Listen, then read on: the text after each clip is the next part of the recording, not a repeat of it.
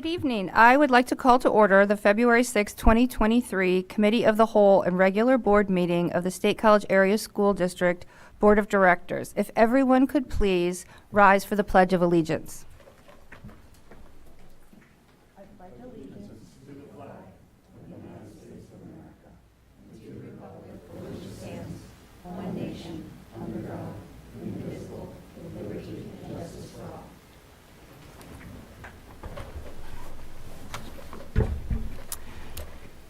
I would like to welcome everyone joining us in person this evening and those who are viewing remotely.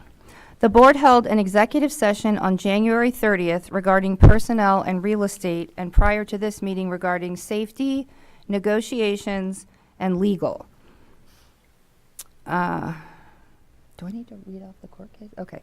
United States District Court case number 422 CV 01335 and Pennsylvania Labor Relations Board case number PERA C22139E. Board members, with the agenda before you, are there any changes? Okay. I would now like to call on the board secretary for a roll call. Dr. Anderson. Here. Dr. Bader. Here. Ms. Brandt. Here. Dr. Buck. Here. Dr. Crevecore. Here. Dr. Duffy. Here. Ms. Huff. Here. Ms. Zidney. Here. I would now like to call on Mr. Johnson to provide us with his superintendent update. Thank you, Gretchen. As a reminder to the community, we are holding. Turn your mic on. I just Maybe turned it closer? on. Can you get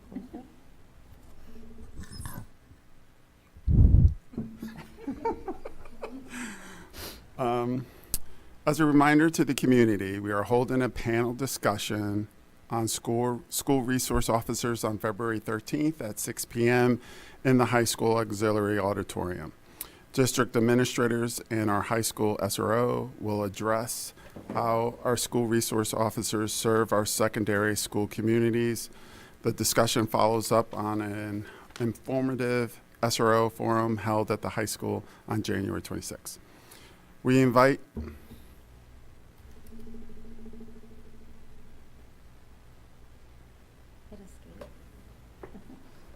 What happened? Nabil took over your screen. Tell them to stop taking over my screen. We invite anyone interested in learning more about the SRO position to come to this discussion. We have also an exciting news from Park Forest Elementary to share. I would like to congratulate Park Forest Elementary Principal Jessica Quinter for joining the National Association of Elementary School Principals Board of Directors. In August, Dr. Quinter will begin a 3-year term as the Zone 2 Director representing Pennsylvania, New Jersey, and New York. I'm proud to have one of our own helping to support principals and students across the country. I know she'll do a great job in this new leadership role. So congratulations, Jessica. Okay, next, a legislative update. Jackie, do you have any updates to report from the legislative arena? I don't have any updates for tonight. Okay, thank you. Solar power purchase agreement and Council of Governments. I do not have a COG update. Peter, do you have an SPPA update for us? Well, we'll be talking about that during the facilities portion. Okay, sounds good. Student representative update. I would now like to call on Miriam Rubach to provide an update on student initiatives. Thank you, Ms. Brandt. Congratulations to the State High Senior Emily Zhang for being one of the 5,000 U.S. Presidential Scholar Program candidates. Candidates are invited to apply to the program from a pool of approximately 3.6 million seniors nationwide and from American families living abroad. In May, 161 students will be recognized as scholars for their academic and artistic achievements, leadership qualities, strong characters, and involvement in community and school activities. For one of the highest honors for high school students, the finalists will receive the Presidential Scholars Medallion. Since the program's inception in 1964, 7 state high students have been scholars, most recently Joey Pfeffer in 2017. Here's hoping Emily will become the 8th. Congratulations to the State High Cheerleading Squad on placing 5th at the PIAA State Competitive Spirit Championships in the co-ed varsity division. They now move on to National High School Cheerleading Competition in Florida.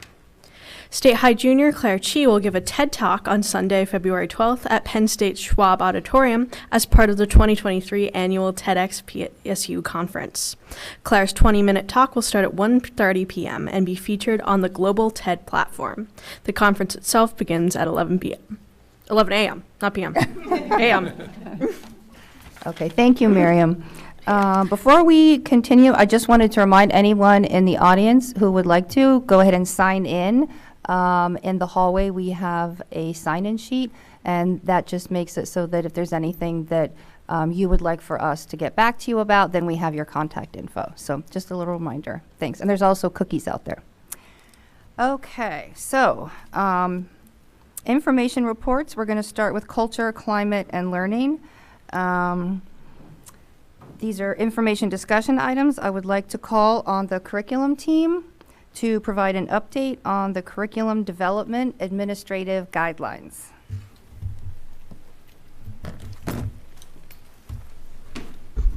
Welcome. Thank you. I don't know if we need to project this one. Nope. Okay. So we put this memo together. Jackie and I had worked to put this together. We had worked originally with Chris in thinking about our curriculum guidelines. We had originally, when we first started with our curriculum cycle, that was a 6-year, 6-phase cycle.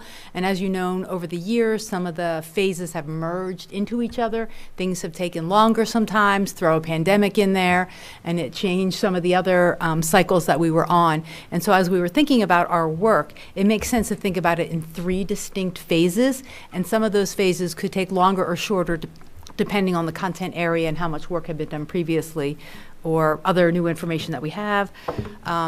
So the first phase is basically the getting ready phase. Then the second phase is the implementing phase, which would be the purchasing resources, professional development, the actual implementation. And then the third phase would be the evaluation.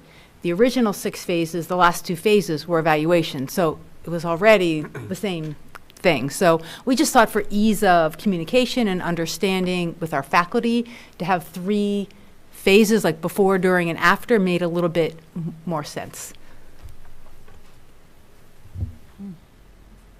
So we included both side-by-side versions for your review. Any questions or comments from the board?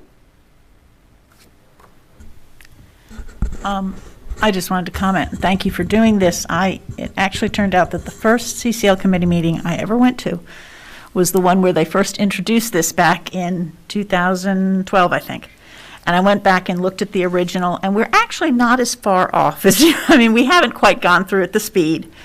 But the general thing, it has happened over all this time, which I appreciate. And for anyone who hasn't looked at the document, one of the things that's nice is it now includes when each curriculum was ratified or approved, which I think is very helpful. With that, I do have a concern that this seemed like as good a time as any to mention, since we are talking about what the different phases are, and that is that these are guidelines to a policy. They're guidelines to 105, which is our curriculum policy, and the curriculum policy, which of course I cannot pull up now, it has a line that says something like the superintendent or designee shall, not may, shall ensure input from stakeholders, including but not limited to, and lists a bunch of them. And that's the piece I'm not sure we're always at least heard back. You may have gotten the input, but I think that's an important piece of the cycle that happens. And so I just wanted to bring that up at this point. Okay. Because it's the thing that I see, and it's also in the first part of the first, what will now be, I guess, 1A. Phase 1. Just phase 1. It is. It's just the whole phase 1.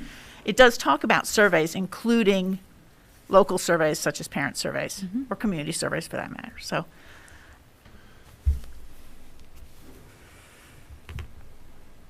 Okay. Oh, Peter, yes. So I have that policy pulled up, and it says ensure curriculum information is communicated to stakeholders. That's the duty of the superintendent. Okay, thank you. I thought I just double checked it, but I may have been looking at an old copy. Any other questions? Okay. Oh, Deb. It's not a question. I just want to say thank you for doing this, because to me, 3 seems easier to track than 6. And I can imagine for you, it probably feels the same way. So thank you. I would just like to endorse what Laurel said. I think that the process has really helped keep us on track, because the idea of the 6 phases or 3 phases, however many, is to make sure we're not waiting 18 years for an area of the curriculum to be addressed. So I feel like we're finally, at least at elementary, finally there, hitting them all. So thanks for your support. Okay. Oh, Laurel, yes. I may not have been clear. It was the policy 105 that I was talking about. And the last line of it is, during the curriculum development process, the superintendent shall consider input from stakeholders, such as but not limited to school board administrators, staff, parents, students, and the community. So that was the piece that I was looking at. Got it. Okay. So, we will move on then. The curriculum team will now provide an overview of the PSSA, Keystone, and PA Future Ready data from spring 2022. Thanks. I'll start us off. And we've attached a presentation with our information tonight. First of all, we'll be reviewing some very high-level PSSA, Keystone, and Future Ready index data. The Future Ready data was just published in January, late January, so it's kind of fresh off the press, so to speak. However, we did receive the data, the state data, much earlier in the year. So I wouldn't want you to think that because we're sharing this now in beginning of February, that we haven't looked at it or responded to some of the things much earlier in the year. So, but this is the information the state puts together, and it's a really nice website. If you haven't been on it, you might want to visit it. But you can pull up a school, a district. You can compare our district with other districts. It's a very public website, similar to the district report card that it used to be called. Now it's called the PA Future Ready Index, and we'll talk about that more later. So the purpose of our presentation tonight is to go over, as I said, some high-level data, as you see on that slide. We also wanted to point out that the Future Ready Index looks at achievement and growth and graduation rates and a variety of other things, which we'll talk about. And then we'll share next steps in relation to how this data informs our daily work and even budgeting process in the next year.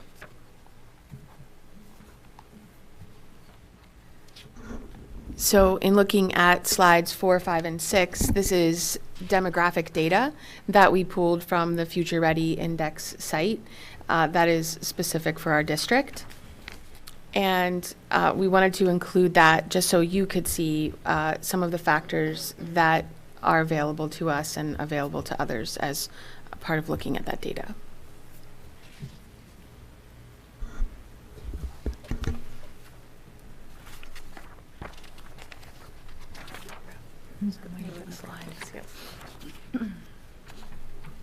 Okay, well done. Danielle is moving the slides. We come before you sharing all sorts of data. So I just wanted to give a little bit of background. We share PSSA data and MAP data. And so the PSSA is the Pennsylvania System for School Assessment. It is an assessment that's given annually in grades 3 to 8 in the spring in reading, math, and science. And the purpose is to assess the Pennsylvania standards and students' achievement of those standards. It's a once a year assessment. Reading is typically 3 days, math is typically 2, and science is typically 2 days. The assessment includes multiple choice, short answer, and long answer questions. The MAP, conversely, although this report does not have MAP data in it, but I know we shared recently, the measures of academic progress is given 3 times a year. The difference with that exam is that it's a computer adaptive test, and as students make errors, the questions become easier. As the students are successful, the questions become harder, and so it adjusts based on the student's success. We give that in grades 2 to 9 in reading and math, and in grade 1 we give it in math. Because it's computer adaptive, there's not a ceiling. Students can keep going and going. The PSSA, there is a ceiling because it's a paper pen. Well, it is online now, but there are certain forms, but it doesn't adapt. It's the same levels of questions for all the students, regardless of their error rate. So just wanting to share the background of those two types of assessment. Because the PSSA then produces one static score because it's just given that once a year and it doesn't have that adaptation that the MAP has. So on slide 8, you can see the PSSA scores for grades 3 to 8, and we put the state comparison in there. And then on slide 9, you can see the scores for reading. And knowing the question that I would get about how do we compare to previous years, I looked at our 5-year analysis, and in general, we were pretty consistent with the last 2 years.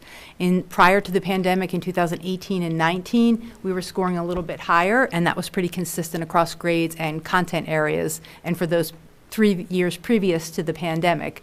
And so when we're reading things like students losing between a third and a half of year of their learning, we are still making that up. Our teachers are working very, very hard to implement our curriculum. Our interventionists are working very, very hard to support students who haven't quite met those benchmarks yet. So I believe that moving forward, we will eventually see an uptick because we are implementing really robust curriculum. When we first, for example, at elementary implemented Bridges in 18-19, we saw an immediate increase at every grade level in mathematics. So I believe that we will come back to that because of the way we're focusing through our comprehensive plan, through our MTSS processes, to have those scores continue to revert to where they were before the pandemic. And then finally, slide 10 is our science. Science is given in grades 4 and 8, and then again, the Keystone at the high school in the biology exam. So Keystone exams are given over a number of weeks. We can't. Jackie, I'm sorry. Well, Yes. could we ask a few questions about Oh, the section you just yeah. did? Would that So sorry, would yes. that kind of make sense? Okay, sorry. It's up to you all. Well, rather than, because I think I'll get it all jumbled in my head if we do the whole thing and go back. Is that all right with the board? I just had a quick question about, so it's hard to not notice that year to year between grade 3 and grade 8 in the math scores, both ourselves and the state both precipitously decline as you advance in grade level. And I'm just curious if you have a sense of, is that typical of multiple years with the PSSA in math, that the test itself seems to have lower scores in upper grades, or do you think this is an result of pandemic results, or it's pretty clear that both, the majority of the state almost halves in their proficient and advanced level in the 8th grade compared to 3rd grade, goes from 48% all the way down to 23%, and we have the same trend within our own district from 3rd grade to 8th grade. And I know this is all this year's results, and I just don't know if that's typical of most years, if you see that waning proficiency over grade level. Does my question make sense? Your question makes complete sense. In grades 6 and 7, from grade 6 to grade 7, prior to the pandemic, I did not see a decline. But in 8th grade, we see a decline, and we've theorized that's because the students are taking an exam for a course that they're not enrolled in. So we have many students in 8th grade who are enrolled in algebra, but the state mandates that you still have to take the 8th grade PSSA. So they're over a year away from that instruction that they've received that they're being assessed on. So 8th grade is the only one that then dips. 6th and 7th were aligned before the pandemic when I looked at the 5-year data. Okay. It's just kind of, that's really remarkable, the results for this year, both for ourselves and for the state-wide in math. No, Okay. You're right, Amy. Okay, that was the really biggest one I wanted to ask about, in that it just seemed very. Amy asks a good question in terms of trying to make sense of this. I was wondering whether the lower grade performances are better because of the introduction of the new curriculum.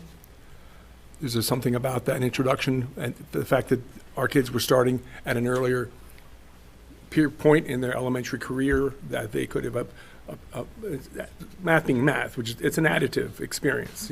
Every year adds to the last and so on. So I'm just wondering whether that might not be part of that, explain part of that pattern that third and fourth graders are doing better than the upperclassmen. It very well could, Dan. When we first implemented Bridges and we looked at both PSSA and MAP data, we saw a positive impact. That was through, I think, our teachers' hard work with implementing that You new bet. program and really trying to follow it to fidelity. And I think we felt a good impact with our students on that. Deirdre, what year then would, I'm trying to think, like, to Dan's point, if we implemented, like, what, if they started in first grade in Bridges, what, when we 18, had, you know what I'm 19. trying to think Yeah, of, like. over time, in 2018, Yeah, like 19 who, is when what it is was the, implemented. do we even have a class yet that have gone K to 5 in Bridges? Has it been long enough? Or would our fifth graders kind of be the I think fifth grade. fourth or fifth grade, probably? would have done all Bridges. Okay, I couldn't remember. If I with- did the math right, I think our fourth graders might have started it, but the third graders would for sure have done all All of of it in the Bridges, new- okay. Correct. And that, Thanks, I was just, yeah, to Dan's So it's gonna point, take trying a to think of while which to- class. Mhm, to- Trickle up. yeah, that goes along with my question at least. Thank you. Thanks. I think we're ready. I appreciate All that. right, Thank no you. worries, yeah. So Keystone exams are given at the high school in algebra, ELA, and biology. Depending on when a student takes a course, determines when they take their Keystone exam. You can see in looking at slides 11, 12, and 13 that we outpace state averages in every category for Keystone exams, and that is historically something that we have seen.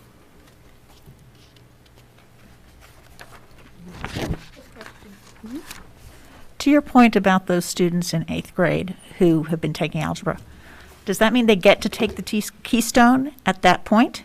And have you found, They take both exams. okay. And have you found that they're doing better on the Keystones than Yes. Good.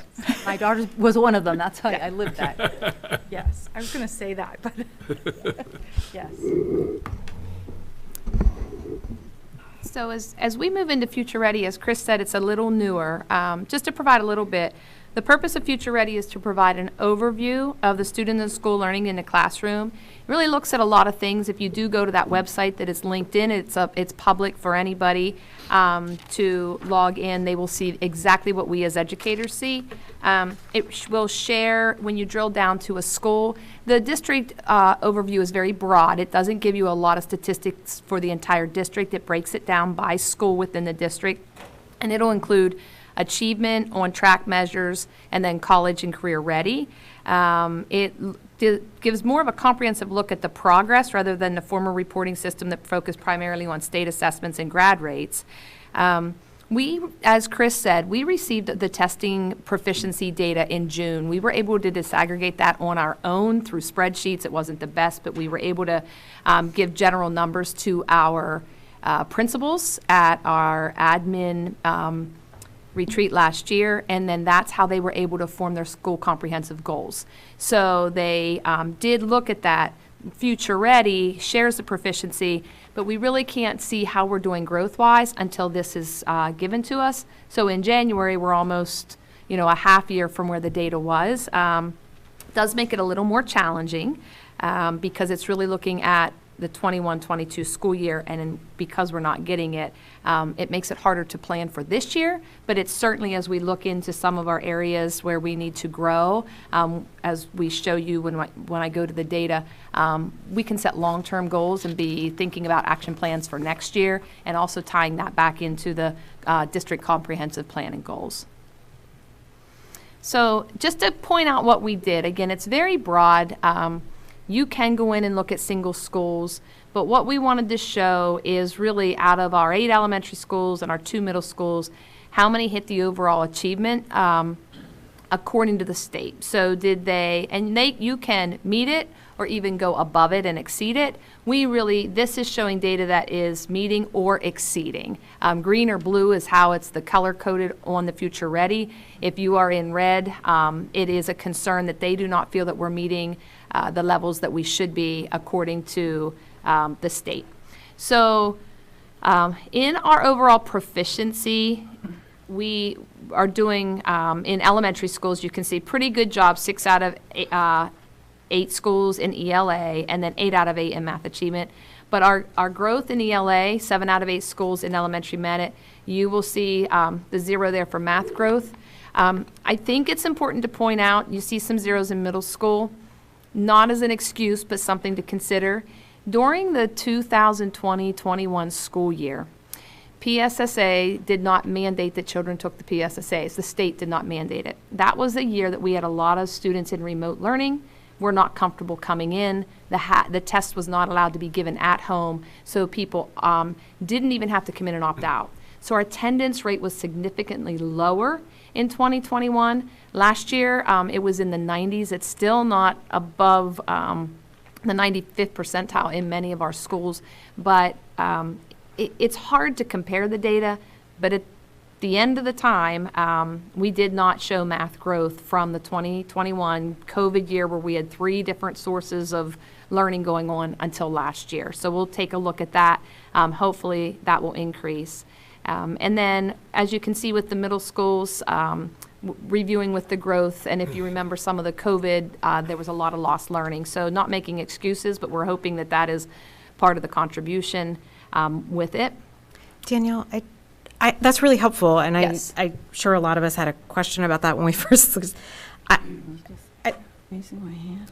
Oh, I'm sorry. Oh, that's okay. I just wasn't sure if I just think that's really helpful to provide on the slides. I know I hate to be a nudge, and I bring this up a lot, but it just because we have community members that sometimes enter these documents at a date beyond the meeting, they may not recall that this data comes from that year that we were hybrid learning.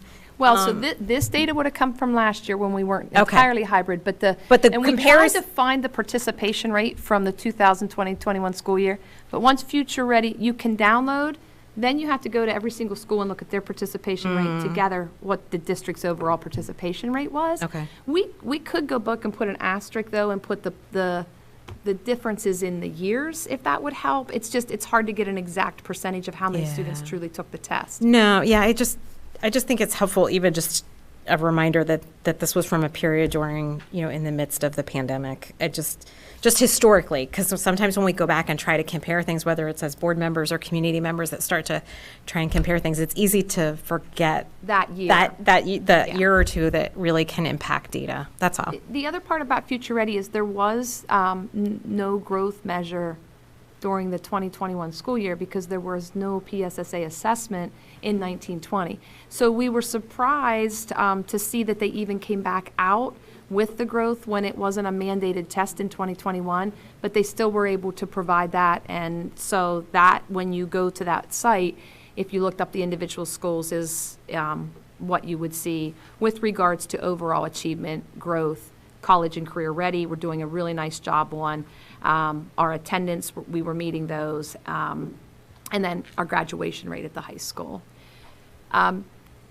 Jonathan is here to talk tonight just briefly to share some word we did receive about ELL. So our ELL is one of the, it's hard to disaggregate the data, and I'll get to this on the next slide, because a lot of schools, if you don't have a subset of 30, they will not break down the data by race. They will not break it down if you don't have 30 special ed students. And you're talking a testing grade of 3 through 5. One school looked at the ELL data according to the access and participation, and they did meet it in the elementary. At the high school, they did not. And we felt it was important tonight to share some information that Jonathan is going to be working on. So he is invited to really talk about that piece of the data. Excuse me, before you go to that, I just have a question that Deidre had said before on the math, so I didn't want to interrupt you. When you had said about the 8th grade, the reason why their grades were low is because they were tested before they took algebra? They were in an algebra course. They were jumped ahead in math, so they had the 8th grade content, but they were a year out from having it. Okay. So they weren't recently instructed on it to review. They're not in a course that reviews for the PSSA 8th grade because they're in an algebra course. That could be one reason. I'm theorizing. I don't know but I'm for saying sure. that, could we see that again? If that was the reason last time, could we see this Yes. again happening? It could be. I personally think students should be assessed in the course that they're taking, not their grade level. But here we are, this is what PD has asked us to do, is to assess everybody in 8th grade on the PSSA 8th grade test. And if you also happen to be taking algebra, you get a bonus and you get to take the Keystone Algebra as well. See. All right, thank you. Yep, you're welcome. So as a reminder, when students come to us and put any language on their registration application that's different than English, they have to be assessed by an ESL teacher to see whether or not they qualify for services.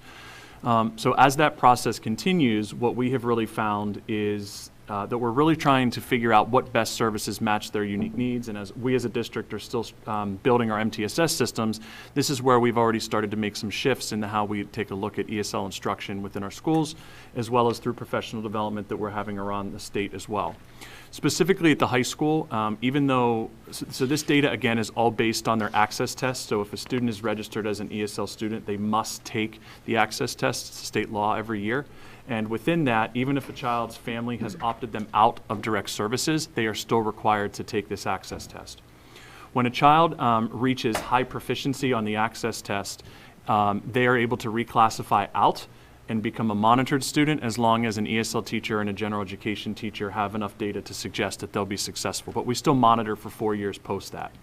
In terms of our high school, though we didn't make it last year in terms of the growth, and we're really looking at the numbers as well to we should be doing better than the state average. So last year, knowing that our ESL students who are getting ready to graduate are also required to meet the Act 158 graduation requirements, we started to implement a couple processes to make sure that their unique needs are not going to be left out when it comes to graduation.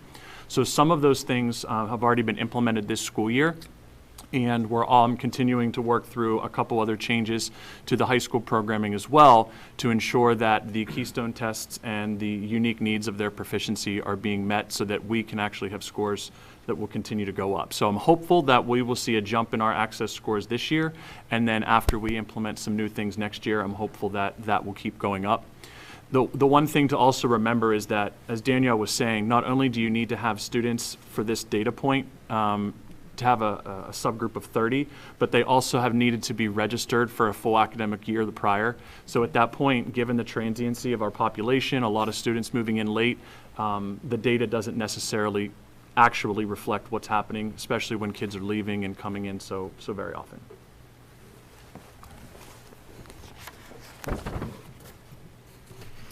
There is an additional bullet point on this slide that your slideshow doesn't have, but just as a reminder with regards to next steps, we did just receive the data in January 23 for Future Ready, so we will still be working on this, sharing it with our administrators and setting goals in the future.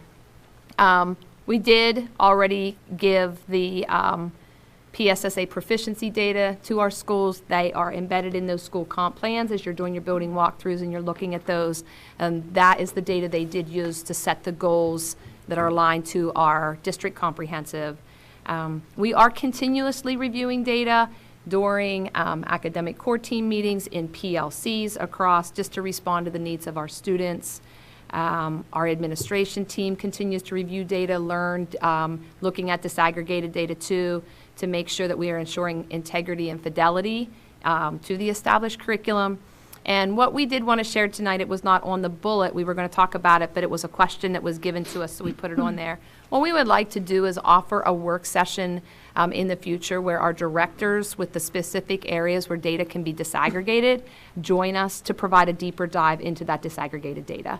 We feel that is important, and again, not every school has a disaggregated data, but we can work with them to give the schools, the larger schools that does have it, and then they can report out in their certain areas. So we'll be looking to set up a future meeting where their goals are aligned to that data as well, and they can report back on their goals at that time.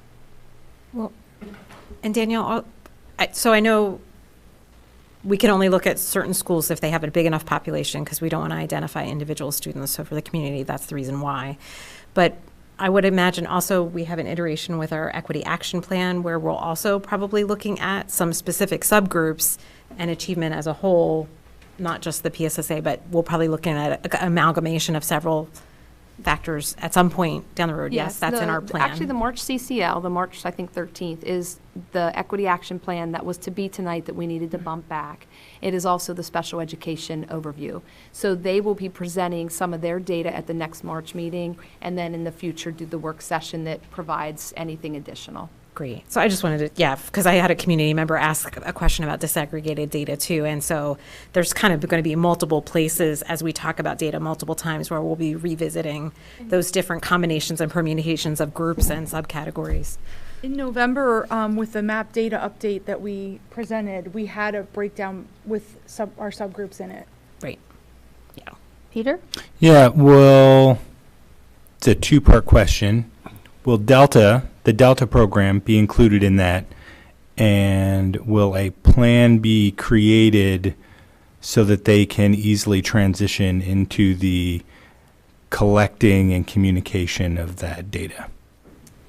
So that's a good question. And if we put on the bottom of one of the slides, the Delta data goes to where they would have gone as their homeschool. Mm-hmm. So it's embedded within either Park Forest Middle School or Mountain Indian Middle School. It's not a separate pullout. Right. We can't pull it out. It doesn't exist as a building.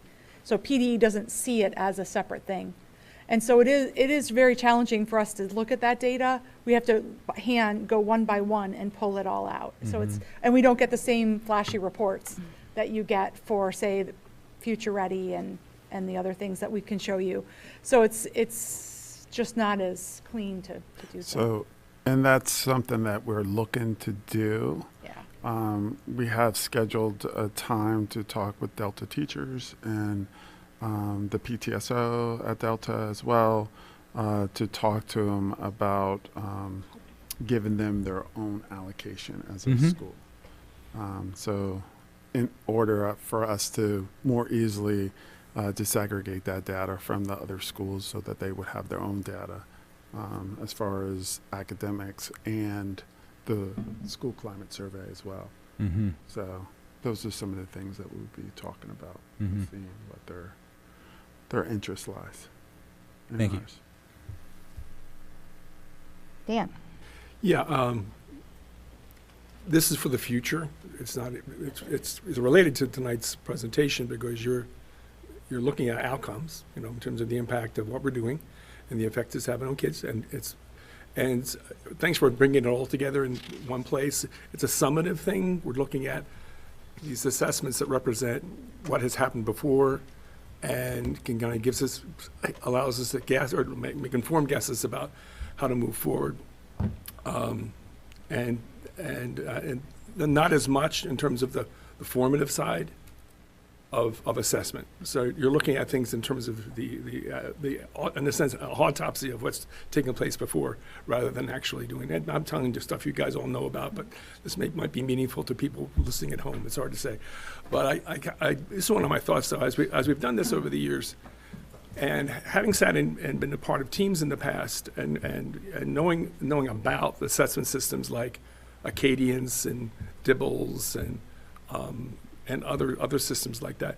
One of the things about that I've wondered about is ways to look at the outcomes of our interventions with students in a cumulative way. In other words, if we have all the kids, for example, who went through an MTSS referral in, let's say, 5th grade, and across the district, it doesn't have to be specific to a particular school. In fact, it's better if it's all added together, aggregated together, because it'll give you a better sense of how well the system is functioning. Would there be a way to assess kids' response to interventions in that system that would allow you to evaluate the effectiveness of that intervention, of that intervention system that you're using? One of the tools that's out there, Acadians apparently has this means by which when you assess a student in a particular area, a phonemic awareness area, for example, you can set a goal for that student, and then you can evaluate, or you can set a goal as a high, medium, or low level, and you can find out whether or not you got there or not at the end of the day, and then maybe, if necessary, change your intervention to be able to get a better outcome. I was been wondering about if there's a way for us to look at those experiences cumulatively. For a whole bunch of kids, let's say in across the district in fifth grade math, let's say, or fifth grade ELA, or whatever the area happens to be, if there are a way for us to gather that information together, that assessment information, it gives us a sense how the system is working, what proportion of students are actually benefiting significantly, how much moderately, how much kids we need to tweak the system for better improvement for certain groups of students. The point being that is there a way for us to look at the effectiveness of our MTSS systems in a quantitative way, rather than just simply saying, we're doing it. We're trying to teach with the intervention to fidelity, and we're doing these things, and we hope that good things happen, but I wonder if there's a way we can, for yourselves, you could assess the effectiveness of that work. I think that's, go ahead, Danielle. You go ahead, too. Well, that's the crux of MTSS. Right. Is that we're constantly looking at that data. We just had a session last Friday where we looked at data, so that it would be really hard, I think, to do that as a district, because, like looking at all the students, for example, in a fourth grade reading intervention, because the interventions might be different. The change line of when you change an intervention, the frequency, maybe somebody's in tier 2 and tier 3 and getting a double dose. So I think it'd be really hard to compare that across, but I can assure you that in the MTSS teams, that is the exact conversation that is happening, so that we can evaluate it at the student level, which is where MTSS makes the most impact. And we are doing that. So we're having 3 benchmark meetings a year that really looks at how many students in the grade, in the classroom. I mean, it breaks it down by classroom. And then how many students moved from tier 2 to tier 1, Right. from tier 3 to tier 1 by the end of the year. Right. And then when we come back in the fall, how many Right. maintain, because we want to be putting systems in place where there's not a large summer slide, that they're coming back at a similar proficiency level. So district-wide, we can look at it at a district. We really are more focused on the 8 elementary schools, and then the middle schools are working through the process of MTSS too. It's hard to do that with the PSSA, right? Because Well, it's a one right. time Right. a Once and done. year. It's a once But and we done do thing. need to look at this data too to determine overall proficiency, when that is really what the state is looking at to compare us with the rest of the schools in Pennsylvania. We're doing that K-5 in reading and math right now with our MTSS teams, looking at that. We're really super focused on reading, but we have math interventionists designated to do the same sort of process. Okay, all right. And that mirrors back to you, what's going on, and invites you to look for areas for improvement as needed. Or celebrate, give yourselves a pat on the back when things are going well. If you have kids starting off at tier, moving up 2 levels, let's say, you want to acknowledge that to yourselves and everybody else, all the good things that are going on. And one of the interesting things about that, it seems to me, is when students are moving up into higher levels, they're no longer counted as, they're no longer counted as kids who have needs, because they've tested out, so to speak. So the numbers of kids who are participating are dropping, are dropping based on their success, essentially. Thanks, Dan. I think Carlene also had a question. Okay. Oh, okay, sorry. Anybody else? Thank you, and we'll look forward to that session. Thank you so much. Thank you. You had one more? Yeah. So Chris Merritt will stay with us to provide an update on a Penn State science research proposal. Thank you. And welcome back, Jackie. It's good to see you. Thank you. So I'm bringing tonight a proposal by Brandon Conrath and Dr. Scott McDonald to conduct research in our 7th and 8th grade science classes at Delta. It's a funded research called Geological Construction of Rock Arrangements from Tectonics. I just call it Tech Rocks. It just makes it's a lot less to say. I think that Dr. McDonald is a name that's probably familiar to you. He's been an integral part of our science curriculum writing, and he brought ambitious science to the high school and helped us launch the new NGSS standards before the state adopted them. And Dr. McDonald and Brandon are on the line if you have any questions for them about their research. There is a time sensitivity to this, so if you're comfortable with that, we'd like to answer any questions you have and request board approval of this item tonight as an action item. I've attached all the documentation to the memo. Any questions? All right, thank you. As always, this looks fascinating, and we did talk about doing it right for the action so they can get started. Yes. And one of the projects I have long-term is that I have slowly been trying to go through and pull the research projects all into one area in the hopes that we could then really follow up with these people. But it would really be nice to hear back. If anyone else who's done a research with us is listening, we'd like to hear back. The good news is we work with Dr. McDonald so closely that I'm sure we will hear back. Great. Thank you. Thank you. Thank you, Chris. Okay, we will move on to facilities and grounds. Mike Fisher will provide an update on the north and physical plant building projects. Welcome, Mike. Good evening. Good evening. I think the update is just for the former CTC remodel. I think that was.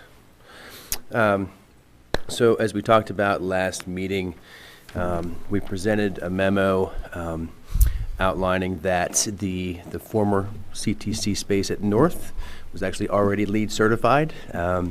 As per both Crabtree, who did the LEED certification, and a clarification from the 7 group, their recommendation was that we follow LEED guidelines, kind of the same as we were doing with the physical plant building, but not, however, try to recertify everything.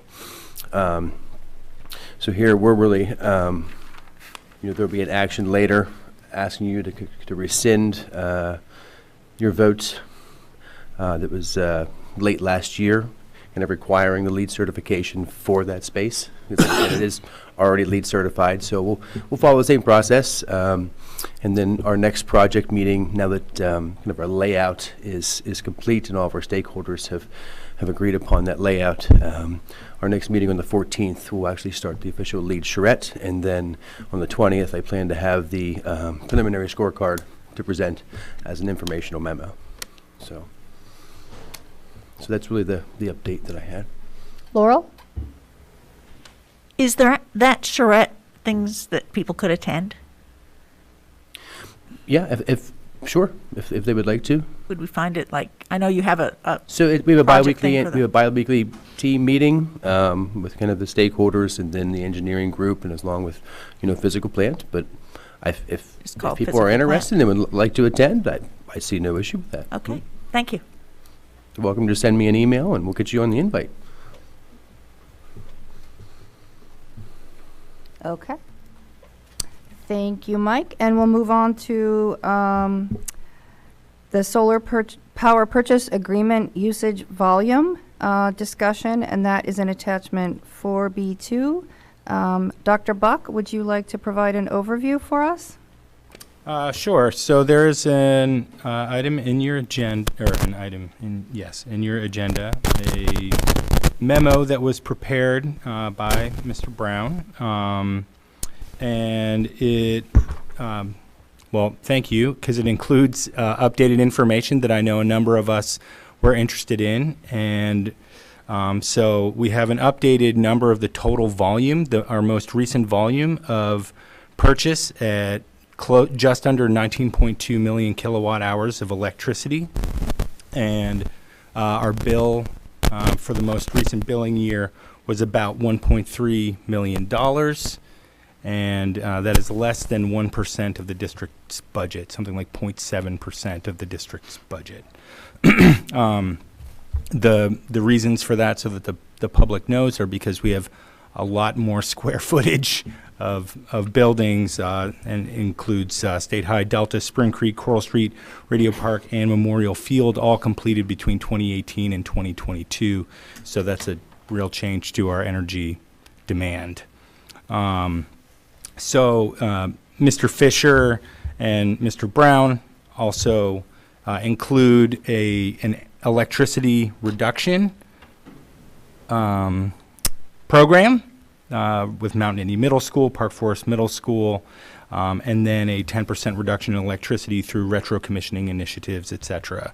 So they did some calculations on that would bring the estimated electricity usage to about just under 15.2 million kilowatt hours.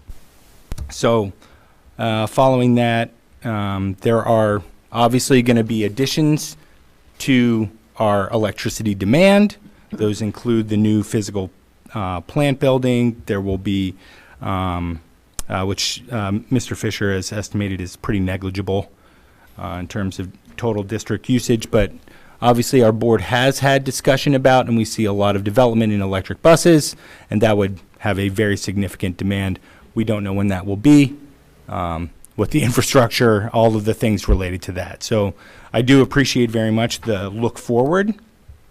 So I went back and looked at the May 2nd meeting that we had in Memorial Field about setting a proposed, a volume that could go into the request for proposals, where we said, well, we think that we would be comfortable putting in 60 to 82.5% of our electricity into the into a power purchase agreement. That was the discussion at the time, right?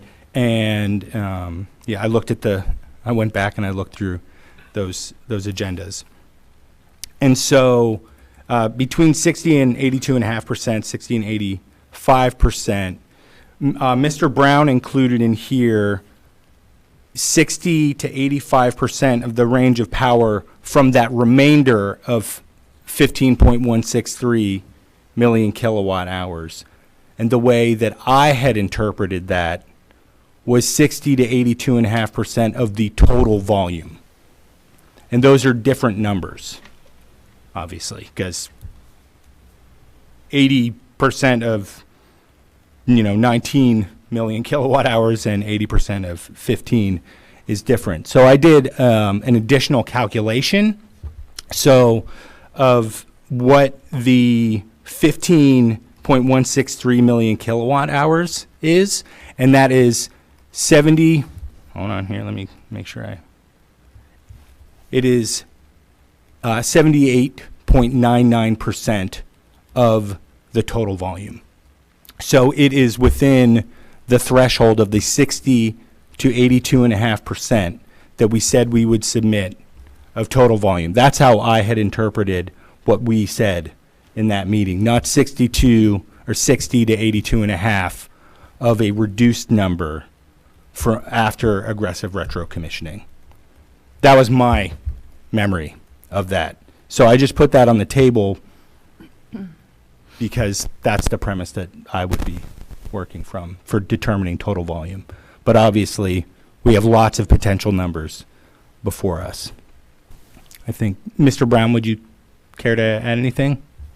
No, I mean, I don't know that we necessarily spoke in May of 2022 of definitely updating our $13 million annual usage from the 2018, but it was always an understanding in my mind that we would need to look at what our actual usage has been more. And we looked back about 2.5 years and did several different calculations of 12-month intervals, and it's all been about 19 million.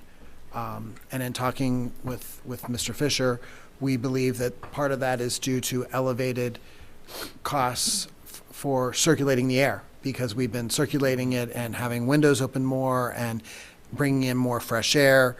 And so some of that will decline. And that's part of the reason why that 10% is there. There's two pretty good-sized projects. One related to envelope remediation at Mount Nittany Middle that Mr. Fisher believes that we'll see some savings.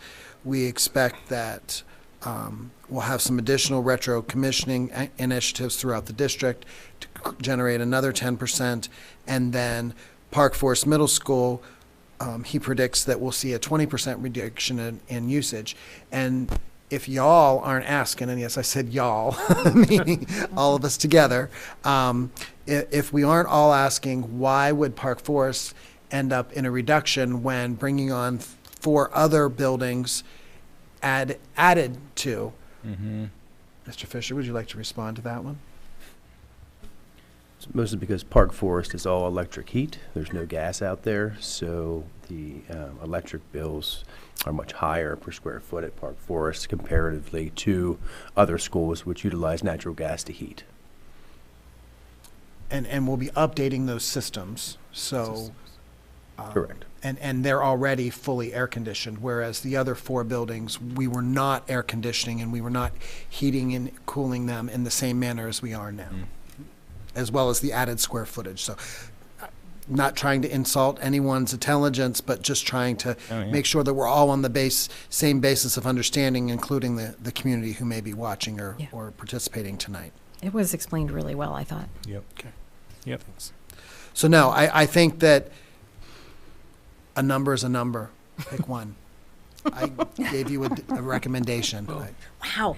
And that I know. Mr. Brown said just pick Just a number. pick a number. Pick a number. Any number. Well, if I can, I just need a moment to just. Madam President. You can even have 2. Madam President, may I have one more word here?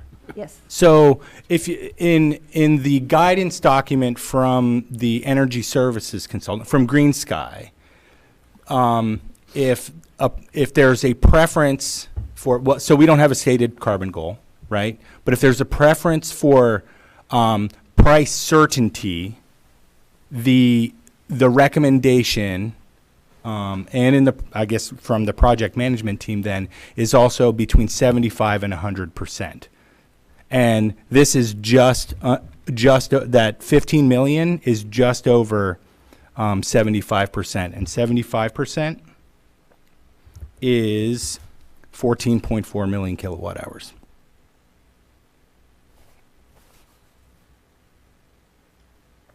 $75% of what? 75% of that total 19 million Okay. kilowatt hour load.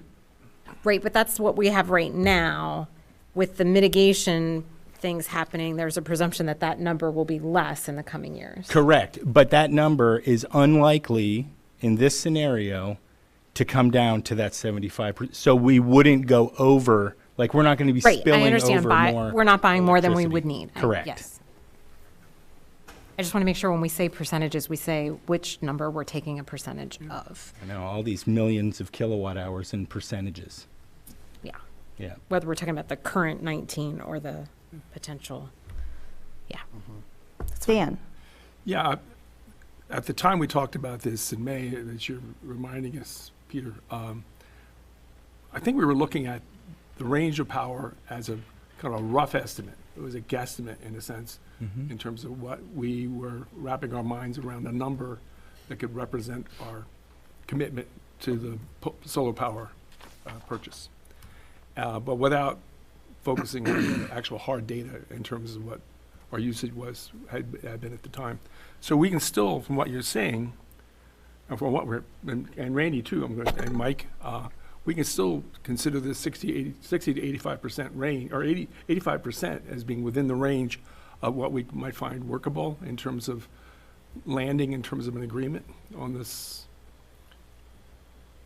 Am I making this, I need you to correctly restate about this? that because I got lost. Well, since I got lost. Well, since the range that we discussed in May was 60 to 85% of our total energy usage, we would commit to purchasing. And if we decided to go to the high end of that, in other words, 85%, of the numbers as you're describing, as anticipating what our usage will be at the time, would that still be within the comfort level in terms of our one, assisting the environment? Number one, that's the primary issue. But also, would we not be overspending in terms of additional costs more than we need to in terms of providing for all the needs? 85% of which number? Of the 85% of whatever number you guys come up with, because it sounds like there's some a disagreement between the two of you. No, there's no disagreement, Dan. There's no disagreement. It's You just have to decide. Peter is taking 85%, or he's looking at a number that's about 74% Okay. of our actual use right now. Okay. I was proposing that if we are, I was applying the factor that in the near future, we expect to reduce our actual usage. Right. And so if we were taking our actual number of 13 million previous and we now know that it's 19, has what our history has been, and we reduce that by what we expect to reduce it, for mitigations, then we're at 15. And I was assuming we take 60 to 85 of 15. Okay. Peter's looking at between 60 and 85% of the current 19, which would be 14.4. So 75%. I'm looking at 75% of 19 million, right? Right. Is the 14.4 number. Okay. Which does not spill over the number that is created by the aggressive retro commissioning and energy savings. Because one of the concerns that this board and other boards have had is that we could over purchase electricity and then put ourselves into a situation where we're buying stuff that we wouldn't be using. This keeps us away from doing that. So that risk, based on good estimates, right, and it's an aggressive estimate, won't happen. And if there's more electricity that gets added to it, is even less likely to happen, especially with things like electric buses. Right. Right? Right, And right. there will be a displacement there in fuel versus electricity. That's a different conversation. Does that make sense? You're answering, you're getting to the key questions I have. You're much better, you've got a better handle on the numbers around all this, but you're answering the questions I have. Thank you. I think he's overlaying the two 60 and 80% ranges and Right. trying to find that little bit of Sweet spot. overlap. That's where right. We're under, but not. Right. Right. Debbie? Thank you. I guess, I have a spreadsheet. I just made the spreadsheet while we were all talking. The overlap, you're looking at a very small part of the overlap. And so I would like to suggest that the overlap is bigger, and we might want to consider something a little smaller than what Peter is suggesting.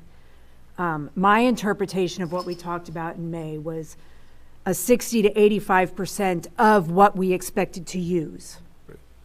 Not of what we were currently using, but of what we expected to use. So I'm perfectly comfortable with the range that Randy has put in the memo.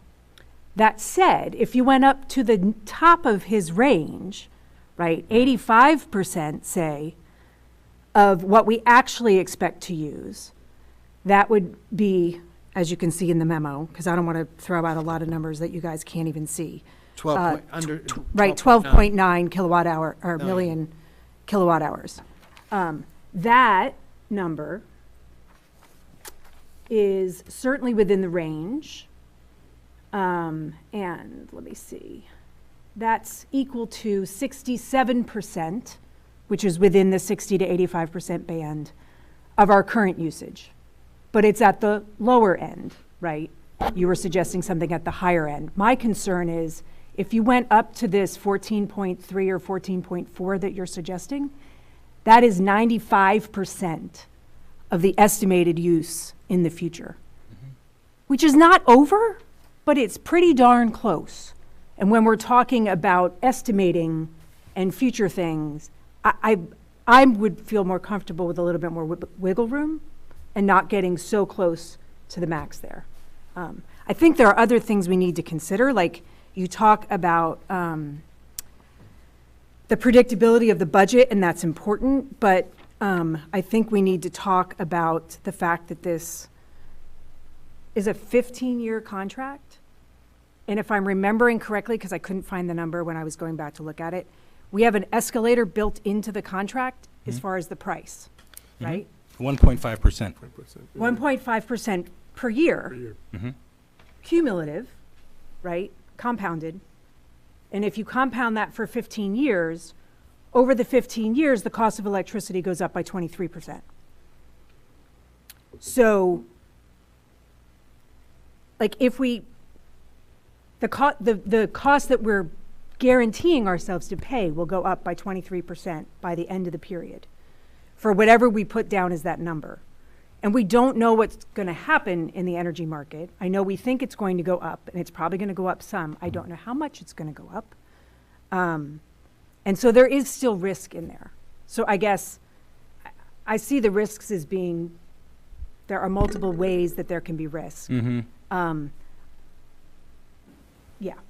I've always been one that's been a little bit, if you go back to the recommendations from the Green Sky Consulting Group, if you're risk averse, then it says put in 50%. And I'm okay with going more than 50%, right? Isn't that what you told us last time? And I think that's what it said on the slide. If you are risk averse, then you might want to put in less. That manages the risk. Those were the words I think that you used in the presentation last week. I'll go back and find it. Yes, I did say that. And it manages some of It the manages risks some and of not others of the risks. And so as Mr. Perry, when he spoke to us, who's the former oil and gas deputy secretary, so him looking at that market, right? That market is going up, right? And over the life of the project, the projections are Green Sky and other analysis is that over the term of the project, we will beat the market. I understand that is the projection, but we know it's not a guarantee. No, but I And we mean, like, need to to be fair, be- nothing is a guarantee. Nothing is a guarantee, but I would like to be careful, as careful as I can be. We're talking about a lot of information that I don't have a full grasp on, and I've been trying to grapple with it for over a year, right? I think it's just, it's a lot. I feel like I had another question in there. I mean, I guess with that automatic escalator, the expectation is that we'll beat the market, but we know that the price of solar is probably still going to go down, maybe not a lot, but a little. So if we put less in this SPPA and we find in 8 years that we're using a lot more energy, could we not enter into a new SPPA with another company for more, couldn't we go get a solar contract for that amount that isn't in this current SPPA? Yes. Right? So we could do that in the future, and that would be at a lower cost of solar, possibly. Yeah, I mean, you don't know that. We only know the rate that, I mean, some of us know what the exact rate is, and then there's this the basically estimated rate that, because we can't let that out of the contract yet. We don't know that we would have the consortium situation that we have now. Like, we could do a SPPA, but we wouldn't have the volume. That's a big part of this purchasing agreement, is the volume that we're purchasing, both as ourselves and others. And if we say purchase 70, I'm sorry, I know you guys had your hands up and that was rude. But if we purchase 75% and we only needed to purchase another 15%, and we don't have the course, and then our purchasing power is greatly diminished. So there is an upfront benefit. I'm just saying. I understand that, but I'm saying in 8 years, if the solar market explodes the way people think it's going to, we may be able to go with our regular energy consultant and get solar energy, right, where we at a reasonable price without going through all of this. We don't really know what it's going to look like in 8 to 10 years. Laurel? That actually leads right to what I was going to say, because there were two things that confused me. Well, one thing that confused me on the graphs, because I did go back and look at the presentation, it actually does show the solar price trending down, so that's why I was wondering about the escalator and why that's there if the expectation is that solar pricing will go down. I'm not sure which graph you're talking about. So The one that Pam Adams sent. Yeah, it was like. So the very blue line. so that right. So that tail right there is it's almost flat, right, and actually has bumped up a few margins of a cent per kilowatt hour on average because of issues with inflation and things like that. So it has come way down, tremendously, thousands of %, right? And come basically into the flat of the curve, and there's actually a little tiny lip on it right now because of inflation. Carlene? As far as, I know we're going to talk about the legal status of the lawyer that we're going to pay a lot of money to. Do they do any of that work that we're discussing? has given us legal advice of what we're getting into. Oh, yeah. So, Yeah.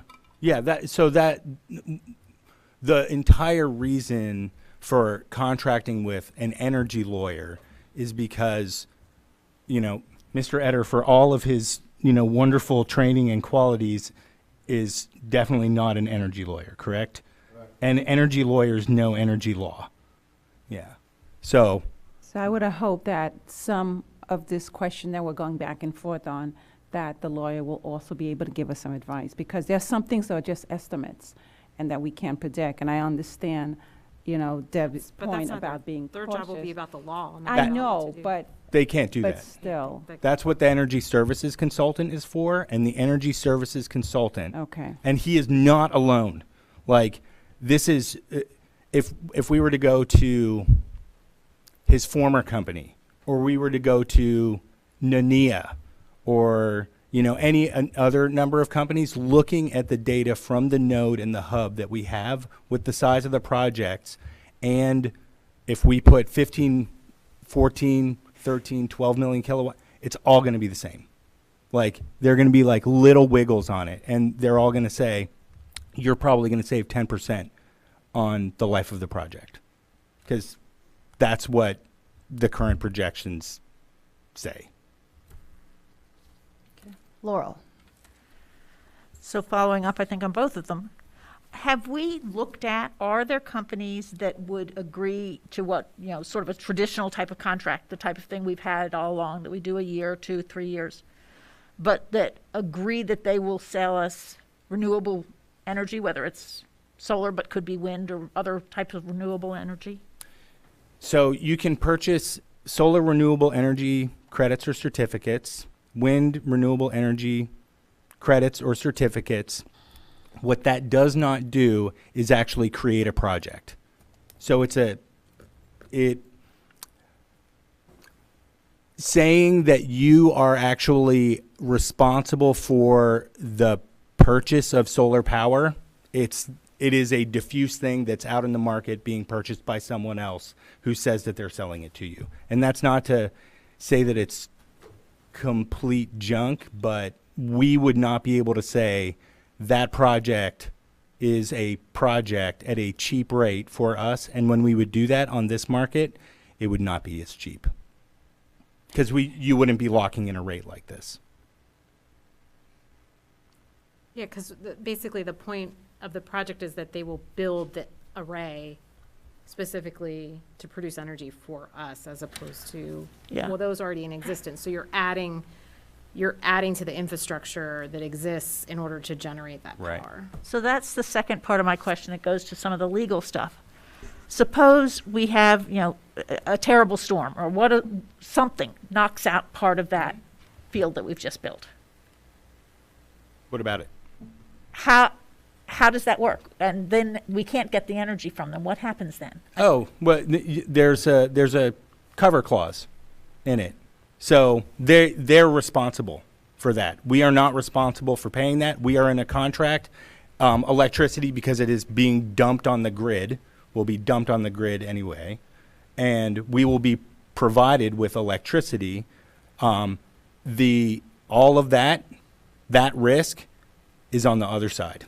So we might be provided with it. It wouldn't necessarily be solar, but we would at least have our power needs met. Our power needs will be met at the rate that we are locked into. If a coal-fired power plant goes down, the grid is still going, right? And no, I was thinking of it more in terms of that goal that is also part of the building the power plant, building the power source, and how much we're doing that as well. It's not really a thing that we have to worry about. I think and that's why you have a lawyer. Make sure that you're covered so that you're not taking on that risk. Yeah, I mean, that's part of why I said I was following up on that too.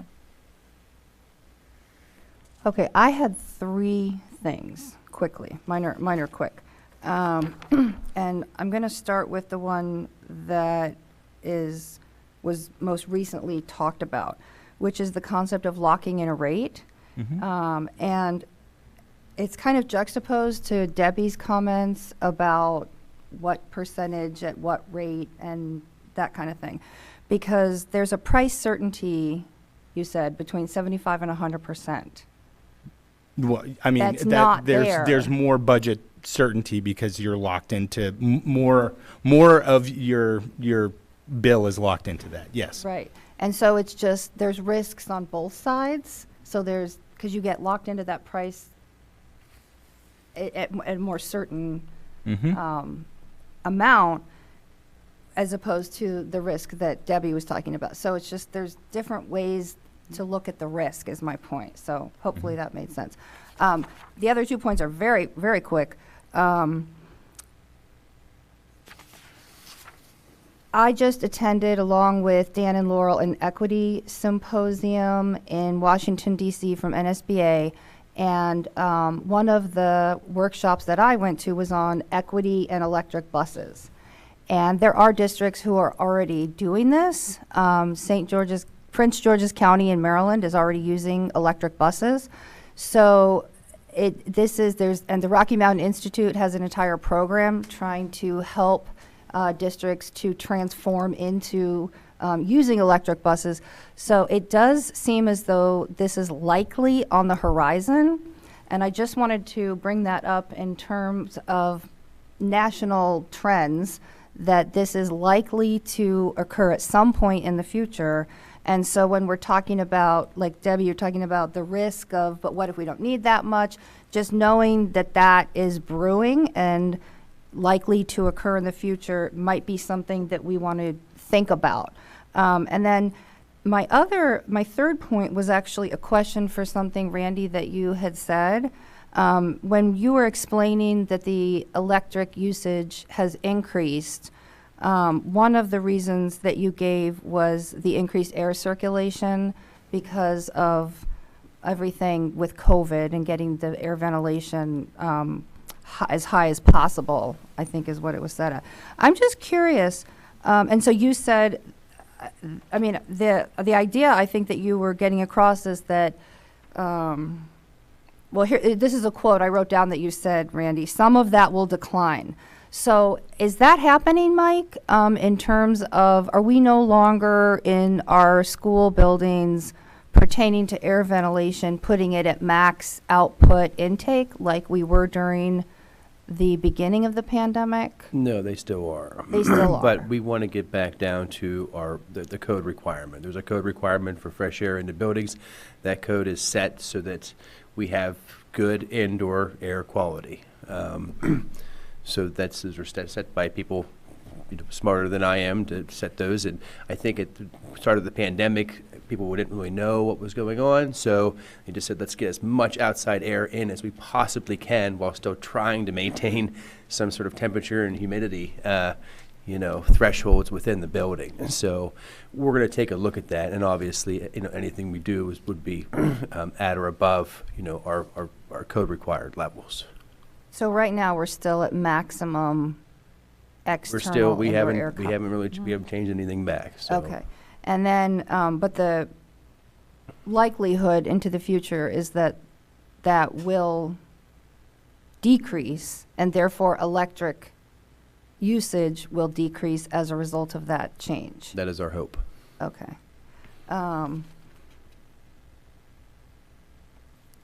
Thank you.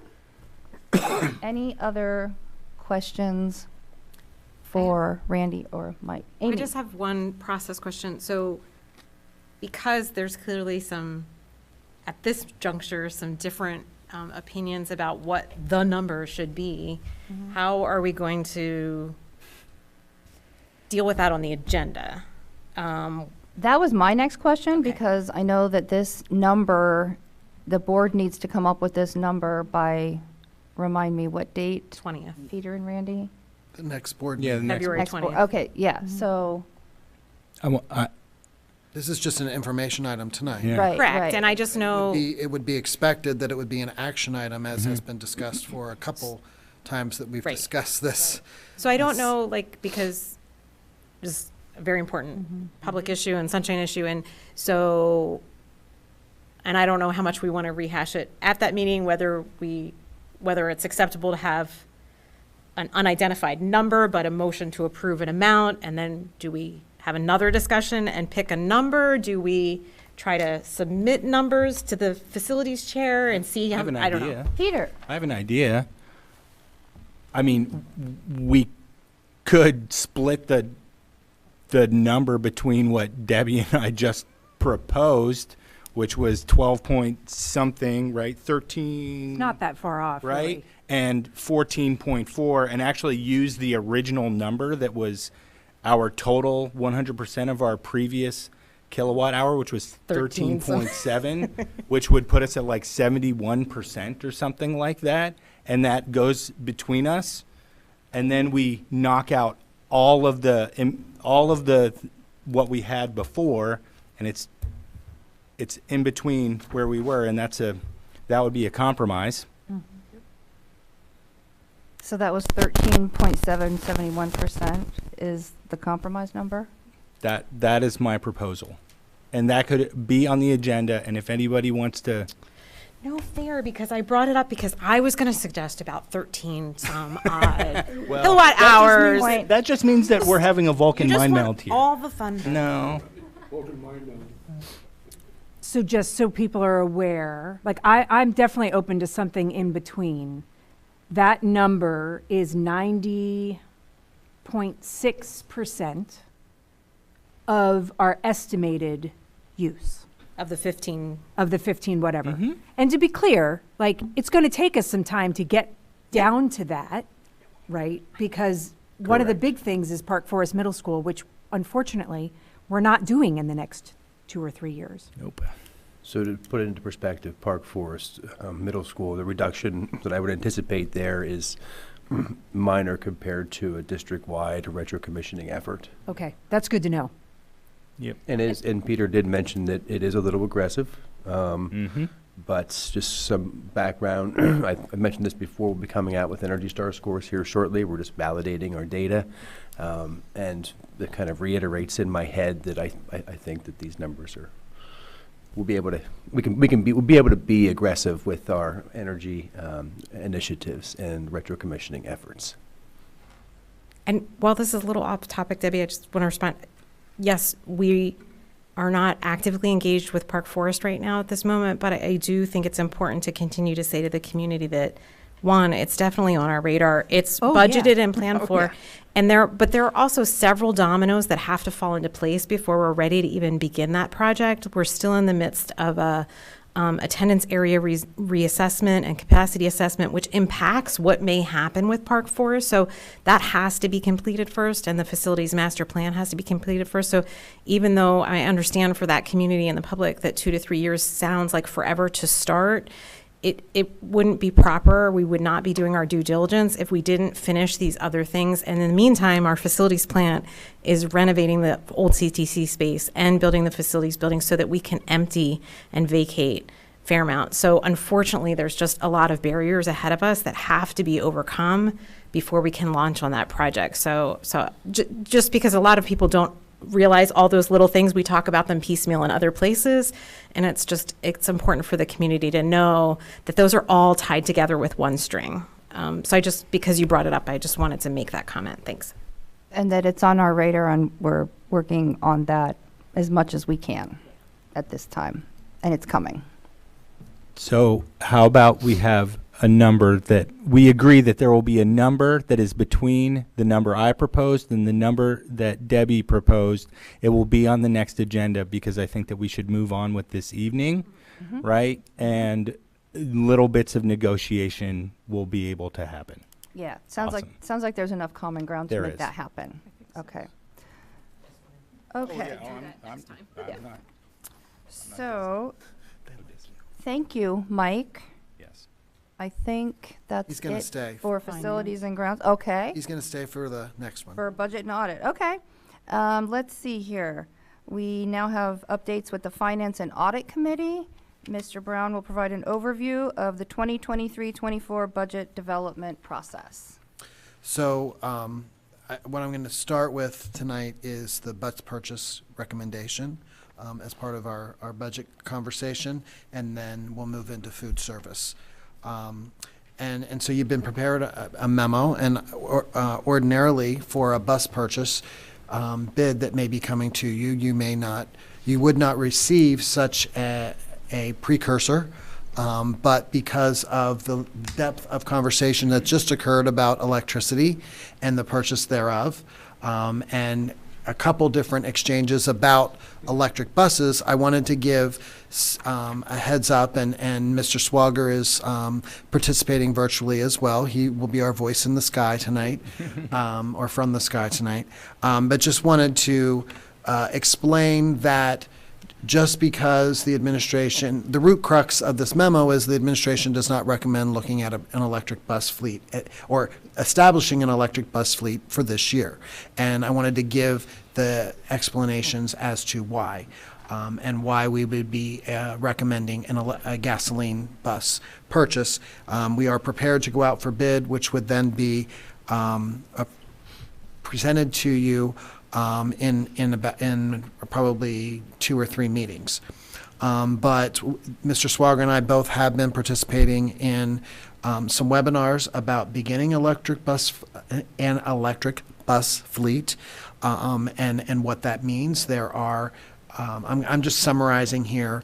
There are logistics issues with a transportation service center, storage and charging the buses. An electric bus can be $350,000 to $400,000 as compared to $127,000 is what we expect, the rough number for a gasoline bus. We are recommending a gasoline bus. It is a little bit more expensive up front, I believe, than a diesel bus, but diesel buses are more costly to maintain, especially with the potential after about 5 years or so of needing to overhaul the engine. So we are researching and looking, but quite honestly, as was just mentioned a little bit ago about a district-wide facility master plan, we're probably going to need to add into that conversation space for a transportation facility, or at least an additional transportation facility for electric buses. Because if you haven't been to the east side of the Radio Park Elementary School, where our transportation facility is, you're laughing because you understood what I meant. It is not a plethora of extra space, and so if we needed to add a facility for or retrofit the current facility for servicing and operating electric buses, there's just not enough space there in addition to for our employees. So that's going to be a separate project. I'm not saying that project would be where it would be in line, and I don't want to make anyone think that it would be ahead of a Park Forest project, because I don't think that this board has that appetite in any way, shape, or form. But it would need to be built into the financial capacity and the operational capacity of a district-wide facility master plan.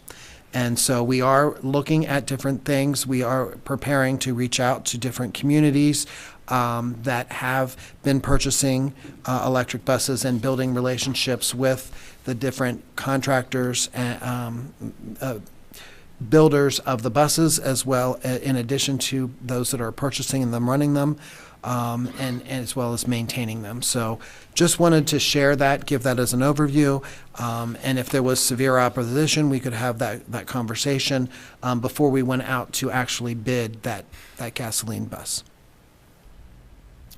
Did that make sense? Any questions? Dan? I just want to thank Randy for putting this memo together. You really had a conversation with Deb and me about this, and this really reflects our hopes for this particular presentation in terms of doing a comparison and contrasting, if you will, of the hopes for the future, but also the present reality. So I want to thank you for doing that. And Mr. Swager was very integral as well, and Mr. Dingwell is working on this project in addition. Thank you. Okay. Laurel? Thanks. So later on in the agenda, we have an item regarding the physical plant building. And I just wanted to mention that one of my concerns with that has been precisely whether, for instance, we might want to be doing something differently with transportation that will require a bigger space, and whether this is the time to proceed with that building if in, say, 3 years or so, we might realize after we do the master plan that we really do need something bigger altogether. So I don't have an answer to that, but that's exactly the type of thing that I've been concerned about. Thank you. Okay. Can I make a connection? What I'm hearing you say. Thanks, Mike. And I'm inferring is that you would wondering if we should wait on building the physical plant building to determine if that could be co-located with a transportation facility. Is that a correct connection or not even? Yes. Okay. Whether that might make sense. And, and it very well may be, but I think that we've already also talked about positives of putting it on the high school campus. Yes. Where there are already lots of people, lots of physical plant, and quite honestly, even finding space suitable for a transportation facility that would then be even that much larger for a physical plant is a concern of mine. Yeah. Okay. So, not saying that you're not right and that's not a good possibility, but I think that there's also strong ground for the plan of action. No, that I we know have on that. the I table. just that has been my big concern. Okay. Thank you. Okay. Welcome. Ms. Shaper is with us to provide an update on the budget for food services. Right. So, we invited, and Donna Watson is also on participating virtually as well tonight. But we asked Ms. Shaper to be present, to Megan. We know that she puts together one of the best not only food service programs, but also the reports that you receive each year. The only thing missing in her presentation is samples of the food that she shows in the report, and we all know that. Pictures are great, though. But I thank you for your patience and your time that you dedicate to listening to Megan and to reading her report, because I know that you all do, because every year you have very good comments and questions. So we just wanted to kick this off, and this is one of our first detailed budget reports for the year, and thanks, Megan, for being here. So you all got the report, so I don't want to. Good. You all got the report, so I don't want to repeat it all back, but just for those who don't have it in front of them. The last couple of years, like everything else in the school district, has just been very strange. We're just dealing with things that we've never seen or expected or thought of. But so for the past school year, we did have free meals for all students. Also, USDA and the federal government just put forward extra efforts to support school nutrition programs. So between higher reimbursement rates, free meals for everybody, extra commodities available, we had a very, very unusual year and a much larger surplus than I've never expected. Sometimes when I say how much money we made last year, my face gets red. We are a not-for-profit program. But, it was a one-year thing, and all good things come to an end. So kind of phasing back down, this year we do have free breakfast funded through the Commonwealth of Pennsylvania. USDA did put forward some slightly higher reimbursement rates for this year. So we're still having a good year. We're going to end this year in the black, and things will be just fine financially. Next year, just not knowing what to expect. I'm pretty sure we can expect no free meals. I don't know where reimbursement rates are going to land. So I really just went back to what were reimbursement rates pre-pandemic, put the usual multipliers in and went forward. So I just used a basic normal life reimbursement rate, regular participation, and then higher food costs, higher labor costs. So I'm budgeting a very substantial loss for next year. But we also have, we've put some money away over these past 2 years. So I'm not too nervous about that. And I also think it's a pretty, very conservative budget. And I would like to think, I don't think we're going to do that badly, but thought it was a safe way to budget. So be glad to answer any questions about any of that. I also wanted to point out, though, I did have some information at the end of the report about some legislative things that were coming forward. And you may have seen that last week USDA did put forward new nutrition standards. So those are proposed new nutrition standards. So if you haven't gone and read a little more deeply on that, you might want to do that. There's going to be a comment period through the middle of April, if you'd like to put any comments in on those nutrition standards, and then implementation of those will be going anywhere from 2024 through 2029. So lots of fun things coming from USDA in the upcoming years. All right, I'd be glad to answer any questions you have.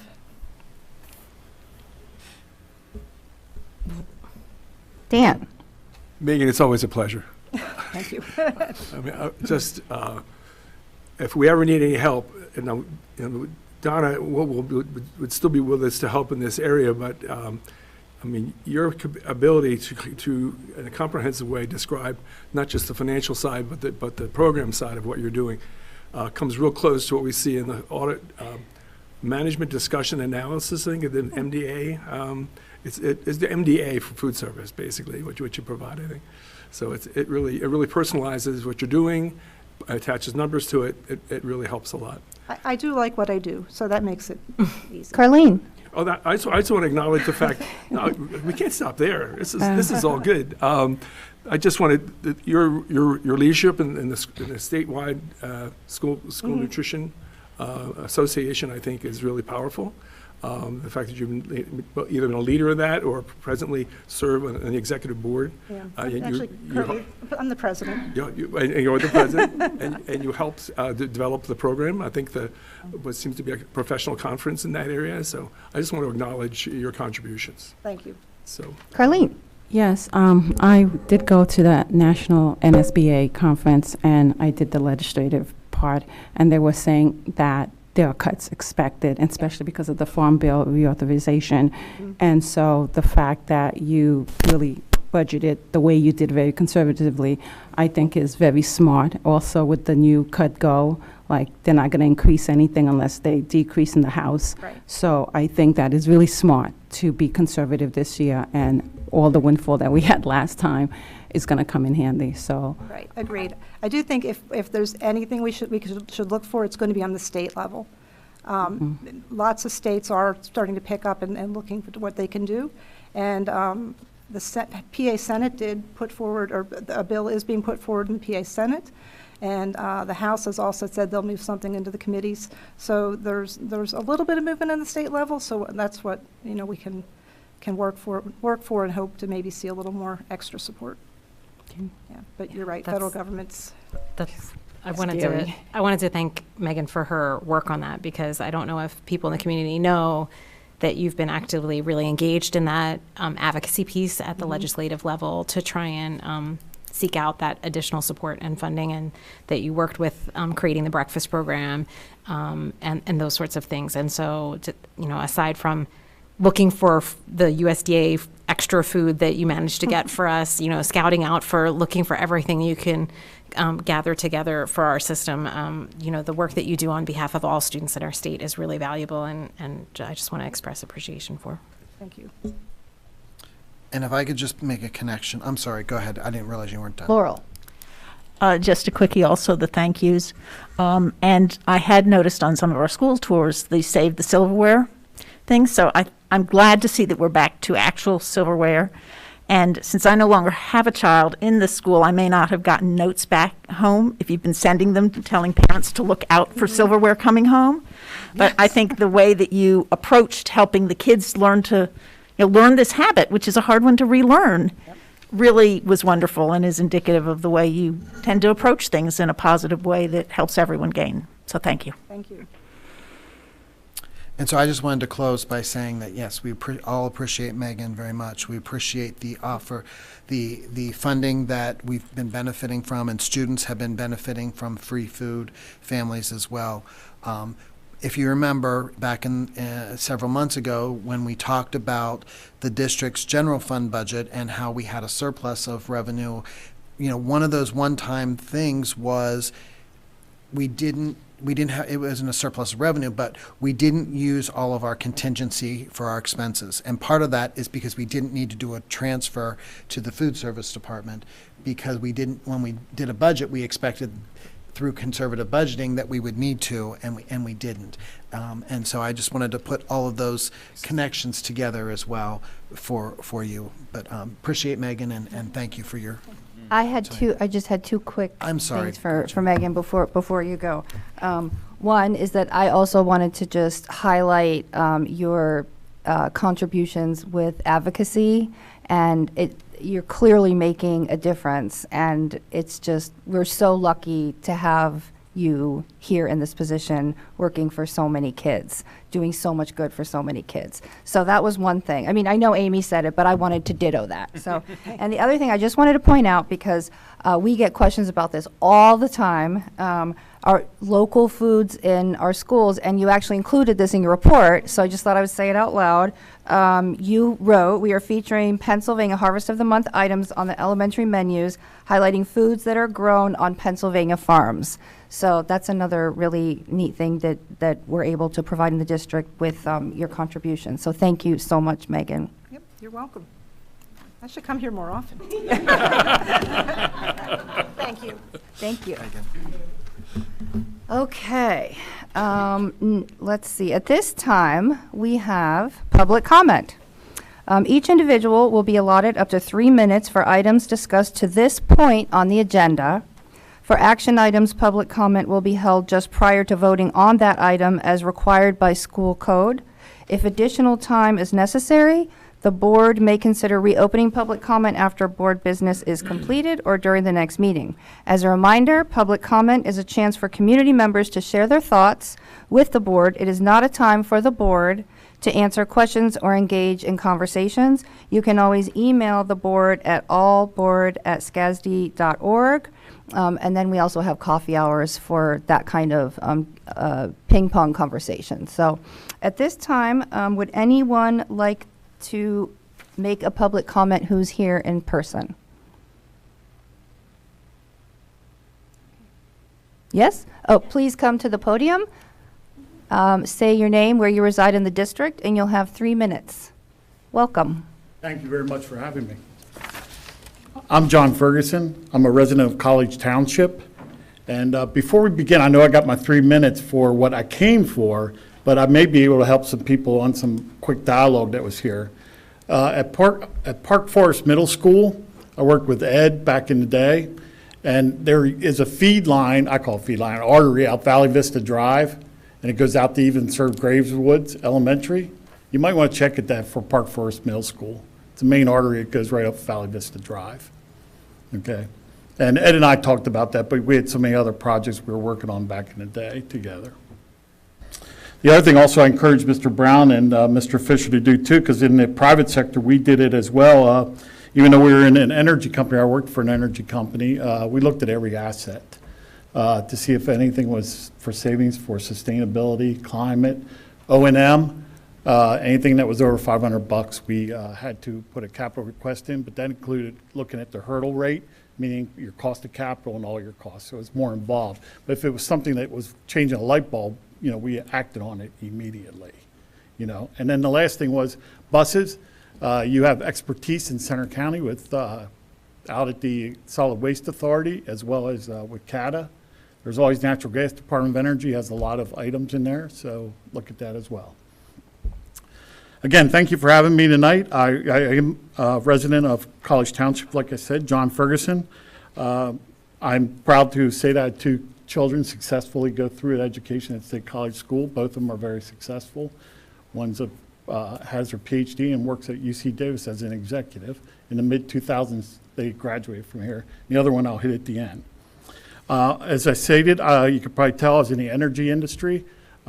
29 of those years were with the Columbia Gas Companies. Here at State College, I was the manager as well as the leader, whatever you want to call it, at the time for 16 years. And then I moved over for my last stint was in the transmission and compression side for 6.5 years. So, you know, I had a lot of experience in that field. This is the first time I've been here, but again, thank you for having me and thank you for your service.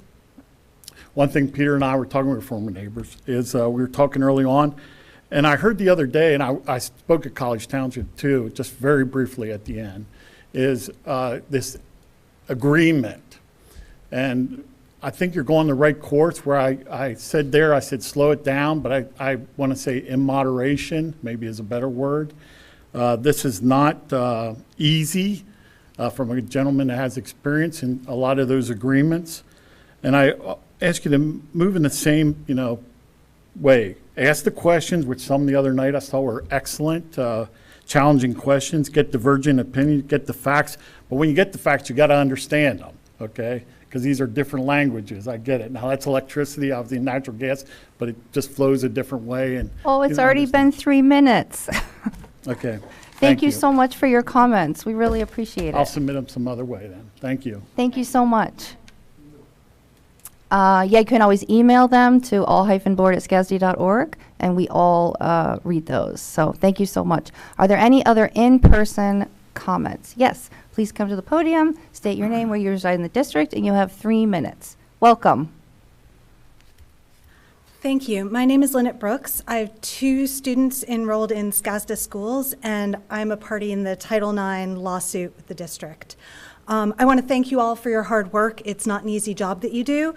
And tonight, I want to talk about Title IX. Title IX says that no person in the United States shall, on the basis of sex, be excluded from participation in, be denied the benefits of, or be subjected to discrimination under any education program or activity receiving federal financial assistance. This was better explained in Title 34, which outlines the U.S. Department of Ed's plan to enact Title IX. It defines educational opportunity as the ability to participate on a team and links compliance to effort expended.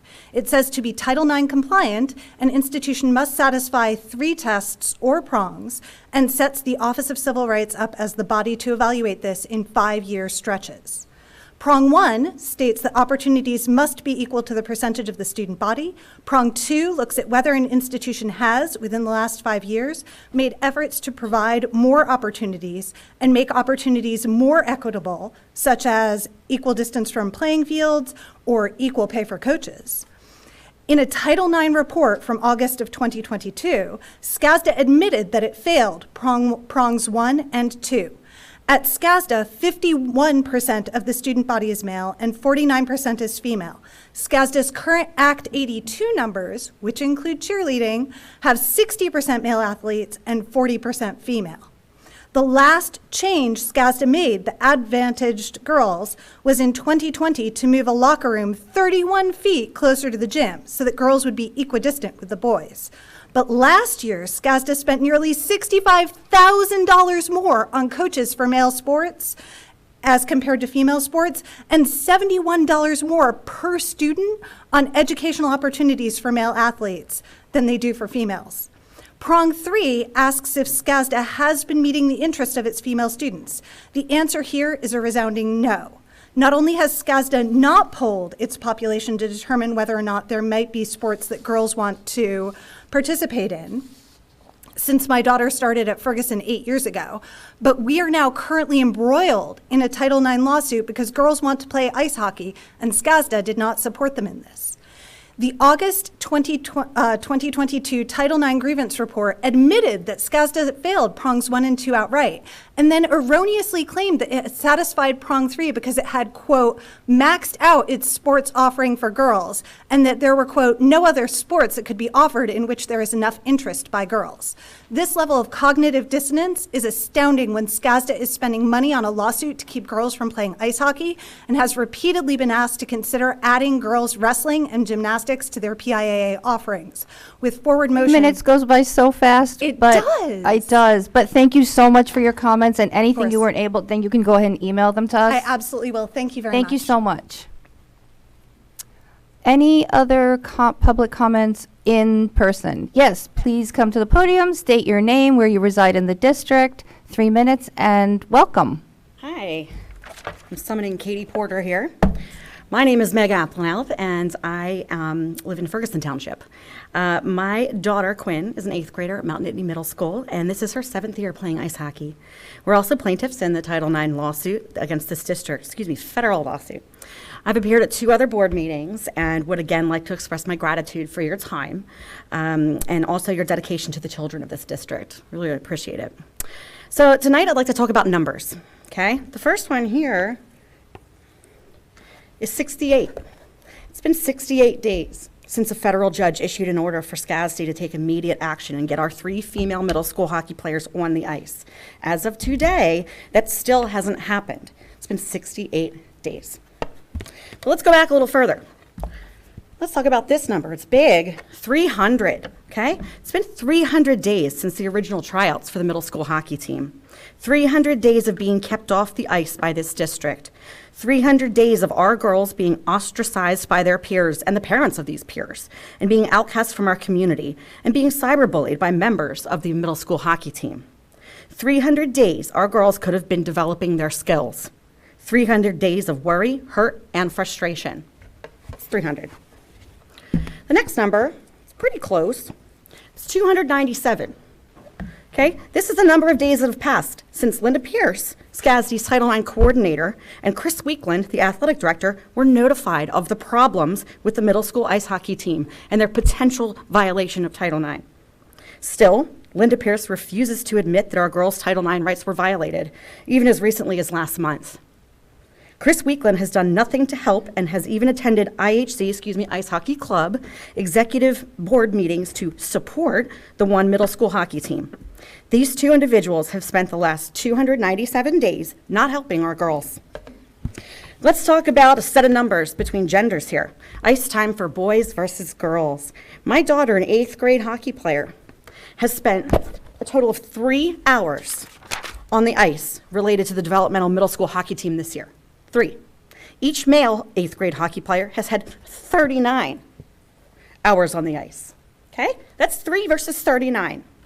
And when you add in the rest of youth hockey opportunities here in State College, an 8th grade boy on the middle school hockey team spends 214 1/3 hours playing scholastic and private hockey, while an 8th grade girl has been given access to just 32.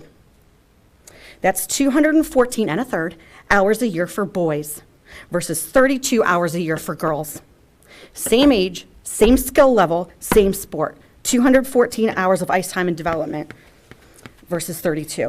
And the final question, or excuse me, the final number I have is I don't know, because I don't know the amount of money that this school district has spent on the legal defense, but it's questionable. Thank you so much for your Thank you. comments.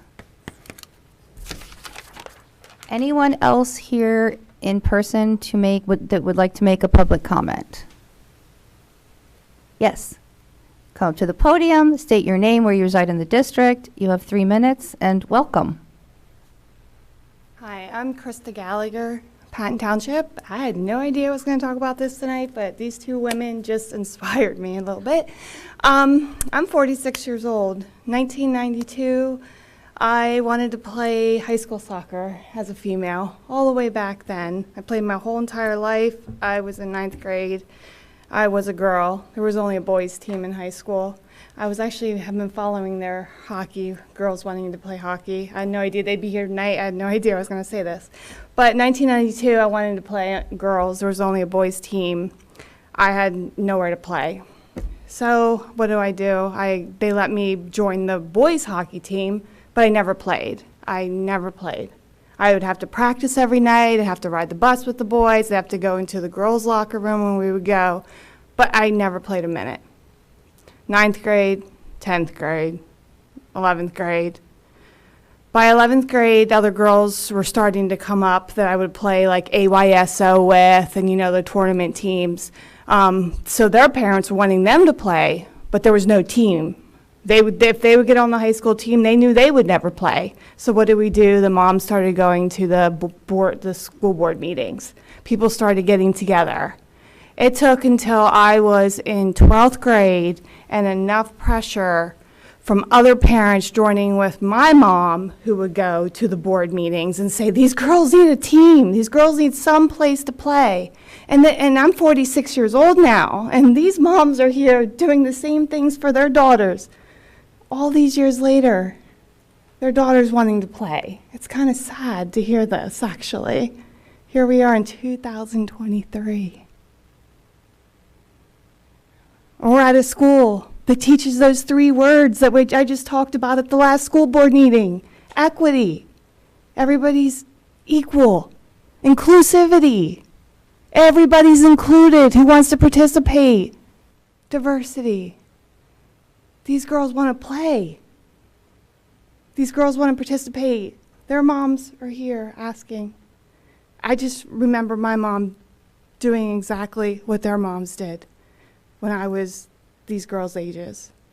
And we got to live by those words that you teach our kids when they go to school. Those 3 words. This should be the motto of this school, because you put it in our kids' ears every day they go to school. Those 3 words.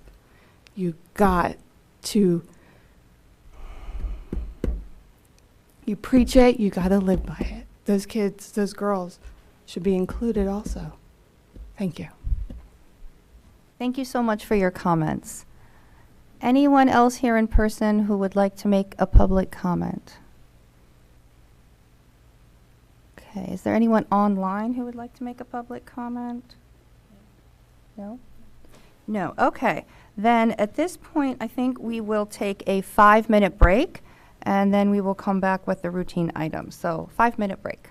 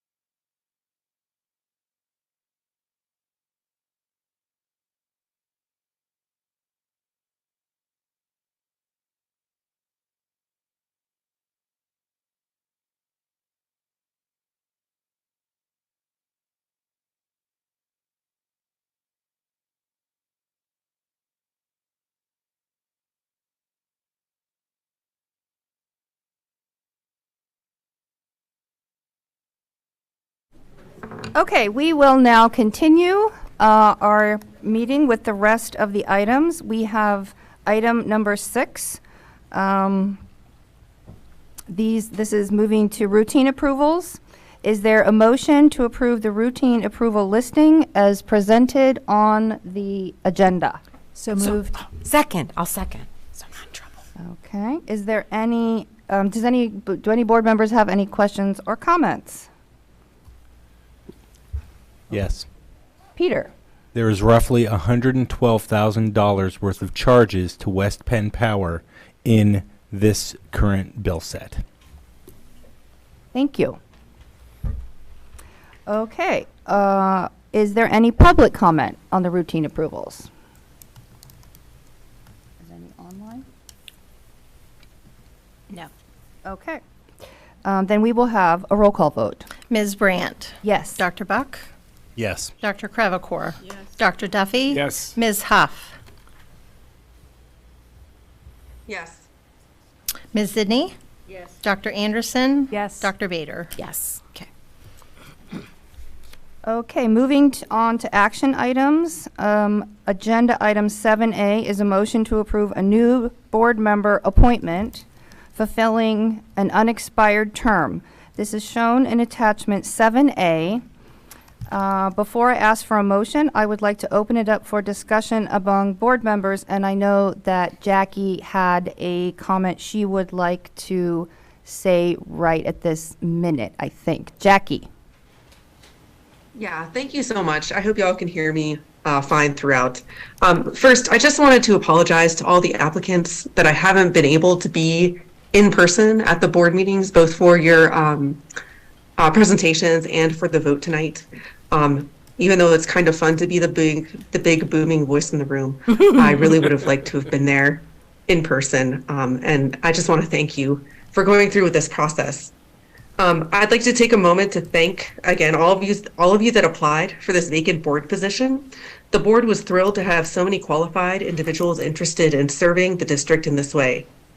Please know that while we can only choose one applicant to fill the vacant seat tonight, we welcome the rest of you to continue engaging with the district. It's my hope that we can find a community advisory committee or some other spot where your participation and experience can help build an even stronger SCASD. For those applicants already engaged in this kind of work, thank you so much. We really hope you'll continue with this path. For those who are not yet engaged or not fully engaged, we will be happy to endeavor to find a good fit for your interests. Please don't consider this a shutting of the door, but rather as an invitation to pivot and put your passions for public education to work in a different capacity. So thank you all for being here, and thank you for applying.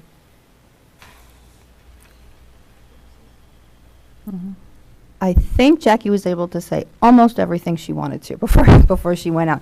I also wanted to ditto what Jackie said and thank all of the applicants.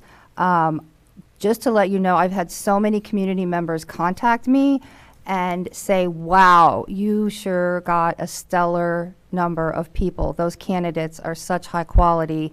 Isn't our community lucky to have this many people who are interested and came out and went through this interview process, and just really impressive. And so I know I thought that, I think everybody here did, and I've also heard that a lot from community members who have contacted me since you all interviewed. So I just wanted to let you know that, and thank you. And I will now open it up for discussion among board members. After we have discussion, then we'll do nominations, just to lay out the process there. So discussion. Laurel. Thank you. And my computer is not being cooperative, so I'll just go with my brain. Yeah, we were very fortunate to have a lot of people here, and we've also gotten a number of emails from people about this, which is exciting in that it shows a lot of interest in what we're doing, a lot of interest in our community and in our kids. One of the things that really comes back to me in looking at this and also trying to decide about who to put on the board is how few relatively opportunities people have to meaningfully contribute in this district. I've alluded to at different times that I came from a district which had a very strong shared decision-making component. I sat on a committee with teachers and administrators and parents and a couple of community members that made real-life both decisions at some levels, allocations at a building level, and we also had a district-wide one. I also sat on a couple of different curriculum committees. I learned a lot through that, and I think it's helped me as a board member. It's part of why I ask so many questions. And we have nothing like that in this district. We have PTOs who do valuable work, but if you want to get more involved in other types of things, we just don't have it. So that when I had put my name in to be on the board before I actually ran for the board, I wasn't selected. That was fine. But then I was asked, we'd love to have you on a CAC. You clearly care. But frankly, the things that were available are the same ones that are still available. They didn't include the thing that drew me to the board, which is dealing with educational issues. Finance is very important. So are facilities. So are athletics. So is technology. But that's all we have. And what I'm going to urge people who are not selected to do is to continue to help us see how people can contribute, not at the board table. Because the truth is, by the time things get to the board, it's pretty much a done deal. I mean, not always. But hopefully the board mostly confirms what other people have already done. That's an opportunity that's really missing in this community. And when we're told we need to have and should have diversity of opinion, that is true, but it's so very important at the level before things even come to the board. The things that the board does pale in size and impact in a lot of ways on some of those committees, and that's where we need more people. Thank you, Laurel. Any other board members have, Dan? Yeah, there's also the CAC for Health and Safety. Oh, sorry, you're right, and I was actually on that one. That's okay. That's all right. That's all right. But it's another opportunity. And we recently acknowledged or appreciated the support of a community member coming to help us with that. So, and I know there's room for more. If anyone is interested, please email me, and I'll pass your request on to those that are in charge of these decisions. Mm-hmm. Yeah. Yeah. I would also like to let you know that next year we will be going through another comprehensive planning process. And now that I have all your emails, you will be getting an email from me for your input. So I appreciate you wanting to be a part of our comprehensive planning for next year. Debbie? Ditto to pretty much what everybody else has already said. Thank you so much to everyone who applied, and good luck to those who are running in the election, because I know that's not necessarily a fun thing to do, having done it somewhat recently. I also just want to encourage everyone who applied, everyone who spoke, everyone who sent us emails, and everyone in the district that if you have questions and concerns and issues that you want us to bring forth to the board, you should contact us and email us. And even if you don't think we think the same way, we are able and willing, at least speaking for myself, to bring questions to the table that come from the community, even if it doesn't come from my own point of view. Does that make sense? So I feel like I represent the whole community, whether or not you voted for me, right? And I think everyone at the table feels the same way. So again, we have a lot of really highly qualified applicants. We can only appoint one. I see this as pretty much a stopgap to get us to that next stage. And so, yeah, that's all I want to say. Thanks. Thank you, Debbie. Any other comments? Peter? Yeah, I want to, yes, ditto what everyone has said. And I mean, I'll just speak for myself. I really like to meet people for lunch. And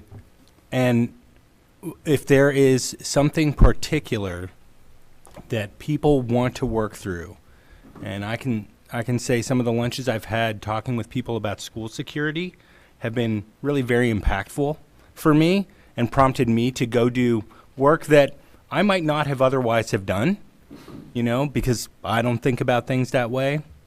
And I think will make a difference for things like our facilities master plan, et cetera, et cetera. It really matters, you know, so. And if you get on the board, please do things like that, because we need it. Carlene? Said. It's been said. Okay. Miriam?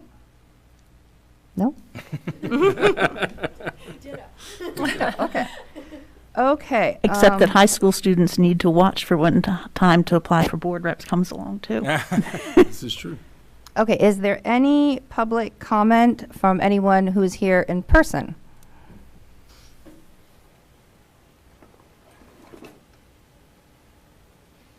Okay. Online? No. Okay. Then now I will open it up for nominations from the 9 applicants. If anyone would like to nominate any of those 9. Dan? Yes, I'd like to nominate Jim Leas for appointment to the position. Okay, is there a second? I'll second. Okay. Are there any other nominations? Okay. I will then close nominations. Do we have to vote to And- close? Didn't we usually vote to close nominations? In order to be consistent with our usual practice, I would say yes. Yeah, so we will have a vote. To close nominations. Oh, I thought I just did that. No, you can't do it by yourself. We have to vote to close Oh, I'm nominations.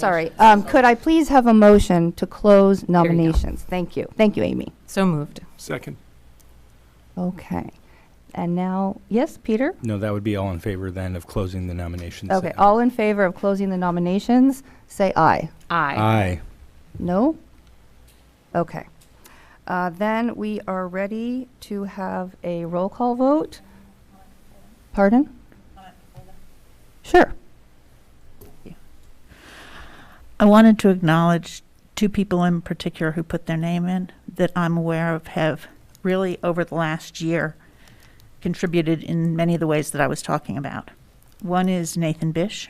He was on the strategic planning group. He was the only person that was identified as solely a parent. Many parents were on there, but they had other lenses they were looking through. The other is Michelle Young, who has, for several years, come to many committee meetings in the middle of the day, has sent in questions, has asked questions, and has participated in that way. And I really have appreciated both of their stepping forward to do that. Okay. Now we will have a roll call vote. Dr. Buck? Yes. Dr. Crevecoeur? Yes. Dr. Duffy? Yes. Ms. Huff? Yes. Ms. Zidney? Yes. Dr. Anderson? Yes. Dr. Bader? Yes. Ms. Brandt? Yes. Okay, well, congratulations, Mr. Jim Leos. We thank you very much.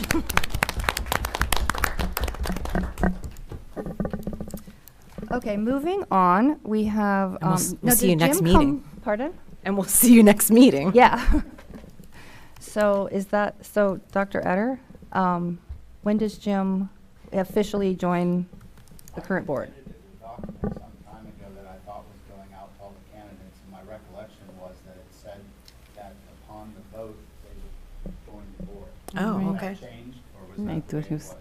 I didn't know if he had to be like Well, he would need to be sworn in. one way or another. Yeah. Yeah. But, I Sworn mean, in, you've made the vote, and he could take his seat right now, but was that the communication, Lynn, that went out? Yeah. So I- Oh, okay. If that's what we said, I think we should follow through with that. Okay. Mr. Leos? Mr. Leos, please come to the table. Report to the main office. The superintendent will see you now. This table. Welcome, Jim. Welcome back. Welcome back. Okay, we will then move on to, oh, right now? Oh, you can do it? Oh, okay. We have, Repeat after me. okay. I do solemnly swear or affirm. I do solemnly swear or affirm that I will support Constitution of the United States and the Constitution of our Commonwealth. The Constitution of the United States and the Constitution of our Commonwealth. And that I will discharge the duties of my office And that I will discharge the duties of my office with fidelity. with fidelity. Congratulations.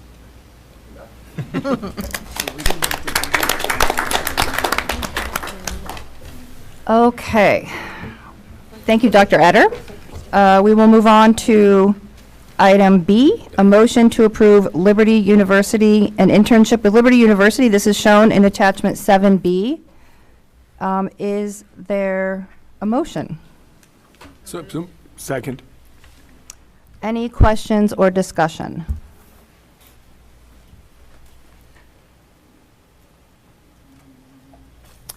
Okay, seeing none. Any public comment? If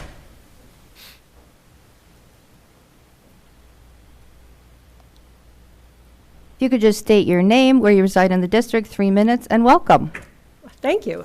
Jennifer DiCicco. I reside in Patton Township. I have one student in the district, one who has just left the district. As always, thank you very much to the board for your time. It's a lot of time, so thank you. My husband and I have chosen a public school for our children and not a Christian school for many reasons. One of them is that we do not want them subjected to a Christian mindset or a Christian education. So it's a little bit concerning to us that this internship is coming from a university that is, I would say, on the fringes or outside of the mainstream of what is considered, certainly even by Christian theology standpoints. And I think it's concerning because this person is going to be working in a very intimate and setting with our children, and based on the program that Liberty University puts forward for their students in the internship program, I think that is concerning that someone with this ideology is going to be working with, especially some of our more vulnerable populations of students.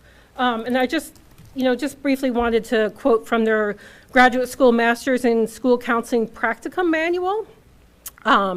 It says that as counselors in training, students should conduct themselves in a way that is consistent with the ACA Code of Ethics, the ASCA Code of Ethics, and the Liberty University Graduate School Honor Code and the Liberty Way, which states that all students are committing to uphold their code of honor, which states that while mental thoughts, temptations, and states of minds are not regulated by the Liberty Way, statements and behaviors that are associated with an LGBT lifestyle are prohibited. Actions confirming denial of biological birth sex, for example, asking to be referred to by pronouns inconsistent with one's birth sex, that activities inconsistent with these standards and guidelines are violations of the Liberty Way. While we acknowledge that some may disagree with various elements of the Code of Honor, we maintain the expectation that our students will commit to, respect, and uphold the code while enrolled at Liberty University. So I'm assuming that any counselor working under these guidelines will be able to give any type of affirming counsel to LGBTQ students, since it will be a violation of their code. And furthermore, the university is currently facing many legal actions on several fronts, including allegations that it discriminates against LGBTQ students, even allegedly pushing some to undergo gay conversion therapy. And there's been several lawsuits by students raising alarms with the Department of Education. So the health and well-being of our students should be the most important factor in making a decision regarding a person in this position to work with all of our students and populations, but especially those who might be considered marginalized. Thank you. Thank you so much for your comments. Are there any other public comments? Yes, if you could come to the podium, state your name, where you reside in the district. You'll have 3 minutes, and welcome. Good evening. Welcome, or not welcome. Thank you. Thank you for your time. I'm Tina Hennessy. I live in Ferguson Township in the Park Forest area, and I have 2 students in the high school. I think Jennifer did a great job of articulating what is the primary concern.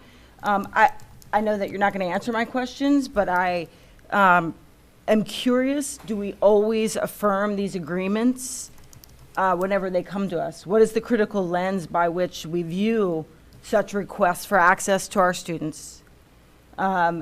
And have we applied that critical lens in this case? If you were to take the honor code and the, what students who are going to be, receive degrees from that institution say that they will do in the course of their education. So they're either going to lie to their institution when they go back, or they're going to come into our schools and be discriminatory against a set of our population. If you could flip that around and imagine other populations that would be discriminated against, other types of universities that might ask for this type of access to our students, I'm not sure we would have no discussion about this. So again, I think if there's a critical lens to be applied here, if we haven't done it, maybe this could be tabled and reassessed at another time. Thank you. Thank you for your comments. Are there any other public comments in person or online?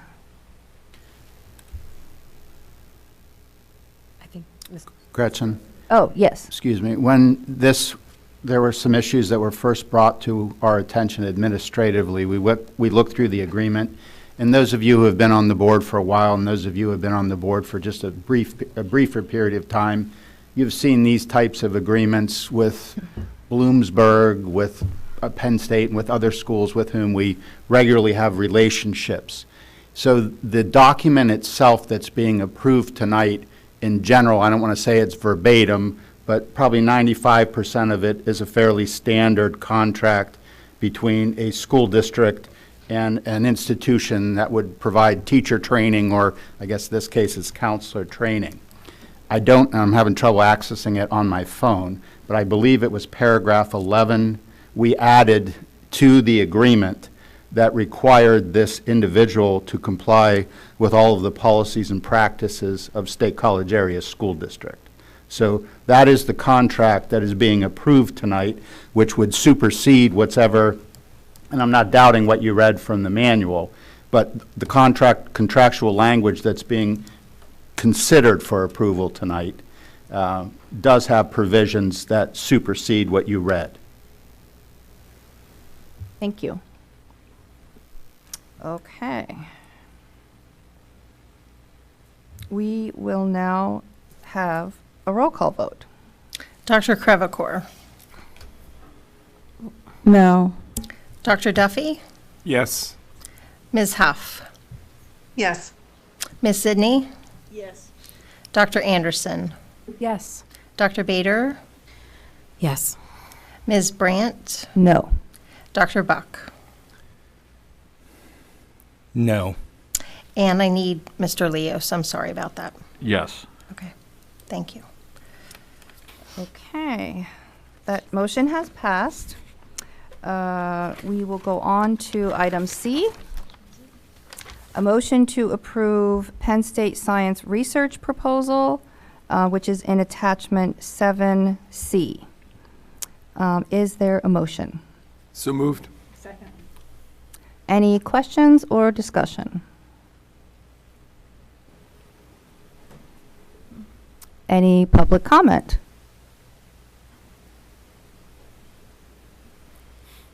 Then we will have a roll call vote. Dr. Duffy. Yes. Ms. Huff. Yes.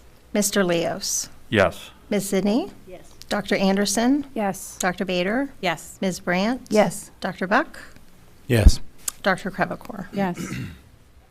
Okay, agenda item 7D is a motion to approve the purchase of E-rate networking equipment. This is shown in attachment 7D. Can I have a motion? So moved. Second. Are there any questions or discussion? Any public comment? Then we will now have a roll call vote. Ms. Huff. Yes. Mr. Leos. Yes. Ms. Sidney. Yes. Dr. Anderson. Yes. Dr. Bader. Yes. Ms. Brandt. Yes. Dr. Buck. Yes. Dr. Crevecore. Yes. Dr. Duffy. Yes. Agenda item 7E is a motion to approve the solar power purchase agreement legal services scope. This is shown in attachment 7E. Is there a motion? So moved. Second. Any questions or discussion? Question. Yes. So this is a not to exceed amount. And we've been told that we think it's probably significantly less than this, but my question is, what happens if we actually do get close to that? I mean, is this an hourly thing, or is this a fix that there are pieces of the contract? Is there some type of something that happens? It's an hourly, and I'll make sure that, in my communications with the attorney thus far have been that we would need to stay below that, and if we go and exceed that, then we would need to have a conversation so that we understood how far above it would go. And is the number of hours that, I don't know if Dr. Buck has looked at it more closely, and Dr. Etter, whether the number of hours that this equates to seems plenty sufficient for the tasks that we're putting before the person? I don't know that Dr. Buck knows from his experience, and I haven't shared it with Dr. Etter either. It's just considerably higher than I was expecting it. It was considerably higher than I was expecting. That's why we came back as a separate action item. Thank you. Absolutely. Debbie? This is alluded to in the memo, and we talked about this last time, but I just want to remind everyone that we are choosing whether or not to approve this not to exceed $35,000. That's the total cost for the legal services for this section, but that's on behalf of the entire working group. And so it is fully our understanding that 42% is what we're responsible for. So we'd be reimbursed for approximately 58%. Correct. Just like we are the cost of the consultant. Exactly. Absolutely. Similar. So just as a reminder, our portion will be smaller than this. And if they decide not to go on, this for the second scope, we're only charged for our part. The next legal. Correct. Okay. And if I can, even this is not something I think would happen, but I think it bears saying that were someone to refuse to pay, they are basically saying that they would be withdrawing from the group and unable to participate further, because that's the way that our group was formed. So, but correct. Yeah. No, but they would pay for the first one, right? The legal one. They're all paying. Right. If they don't want to go on. Peter's saying if they refuse to pay the legal thing, they're essentially pulling out of the whole SPPAPA, because that's part of the agreement is that you Right. pay your share. Right. Not that we anticipate that. No, Yeah. but Okay. you know, sometimes you have to say what the nuclear option could be. Right. You know, please don't do that. Okay. Okay. All right. Any public comment? Then we will have a roll call vote. Ms. Zinni? Yes. Dr. Anderson? Yes. Dr. Bader? Yes. Ms. Brandt? Yes. Dr. Buck? Yes. Dr. Crevecore? Yes. Dr. Duffy? Yes. Ms. Huff? Yes. Mr. Leos? Yes. Okay, thank you. Agenda item 7F is a motion to rescind action to pursue lead certification for the North former CTC building renovation project. This is shown in attachment 7F. Is there a motion? So moved. Second. Any questions or discussion? Any public comment? Then we will have a roll call vote. Dr. Anderson? Yes. Dr. Bader? Yes. Ms. Brandt? Yes. Dr. Buck? Yes. Dr. Crevecore? Yes. Dr. Duffy? Yes. Ms. Huff? Yes. Mr. Leos? Yes. Ms. Zinni? Agenda item 7G is a motion to approve commissioning of building systems for North Boiler and AHU and physical plant building projects. This is shown in attachment 7G. Is there a motion? So moved. Second. Any questions or discussion? Carlene? I have a question. In the attachment, the acceptance part where they said lease certification documentation and it says no, is it because the whole building is LEED certified, like the one that we just rescinded? And I wasn't sure about what that meant. Right, so we're not certifying, so there would be no certification Because documentation, right? Because the whole building has Correct. been. Okay, thank you. Any public comment? Then we will have a roll call vote. Dr. Vader, Yes. Ms. Brandt? Yes. Dr. Buck? Yes. Dr. Crevecore? Yes. Dr. Duffy? Yes. Ms. Huff? Yes. Mr. Leos? Yes. Ms. Sidney? Dr. Anderson? Yes. Agenda item 7H is a motion to approve a replacement for the Mount Nittany Middle School fire alarm system. This is shown in attachment 7H. Is there a motion? So moved. Second. Any questions or discussion? Laurel? Sorry, I just had forgotten from previous things. Is this going to be done over the summer, or is this one of the summer projects, or? Yes. Okay. Yes, and Thanks. this is the, kind of the first memo of our large summer projects, and I will be preparing our next memo. We'll have a kind of a running list with our anticipated costs. Yeah, I looked for the list and. Right, and it's, But in general, thank I you. anticipated that question, and it will be on our next board meeting. Well, I do want to say again, thank you very much. Your memos are very thorough, and I really appreciate that. Thank you for your vigilance. Any other discussion, comments? Then we'll take public comment. No public comment, then we will have a roll call vote. Ms. Brandt? Yes. Dr. Buck? Yes. Dr. Crevecore? Yes. Dr. Duffy? Yes. Ms. Huff? Yes. Mr. Leos? Yes. Ms. Sidney? Yes. Dr. Anderson? Yes. Dr. Bader? Yes. Agenda item 7I is a motion to approve the purchase of a skid steer from low bidder Thomas Viejo Farms. This is shown in attachment 7I. Is there a motion? So moved. Any questions or discussion? Can I drive it someday? Just kidding. Any public comment? Looks fun. Then we will have a roll call vote. Dr. Buck? Yes. Dr. Crevecore? Yes. Dr. Duffy? Yes. Ms. Huff? Yes. Mr. Leos? Yes. Ms. Sidney? Yes. Dr. Anderson? Yes. Dr. Bader? Yes. Ms. Brandt? Yes. But only if I can drive. Looking ahead to future meetings, we have February 20th, 2023 regular meeting. Action items, approval of revised committee assignments. Now that we have Mr. Leos joining us. Policies 123.1, 800.1, 815.5, 815.6, and 815.7.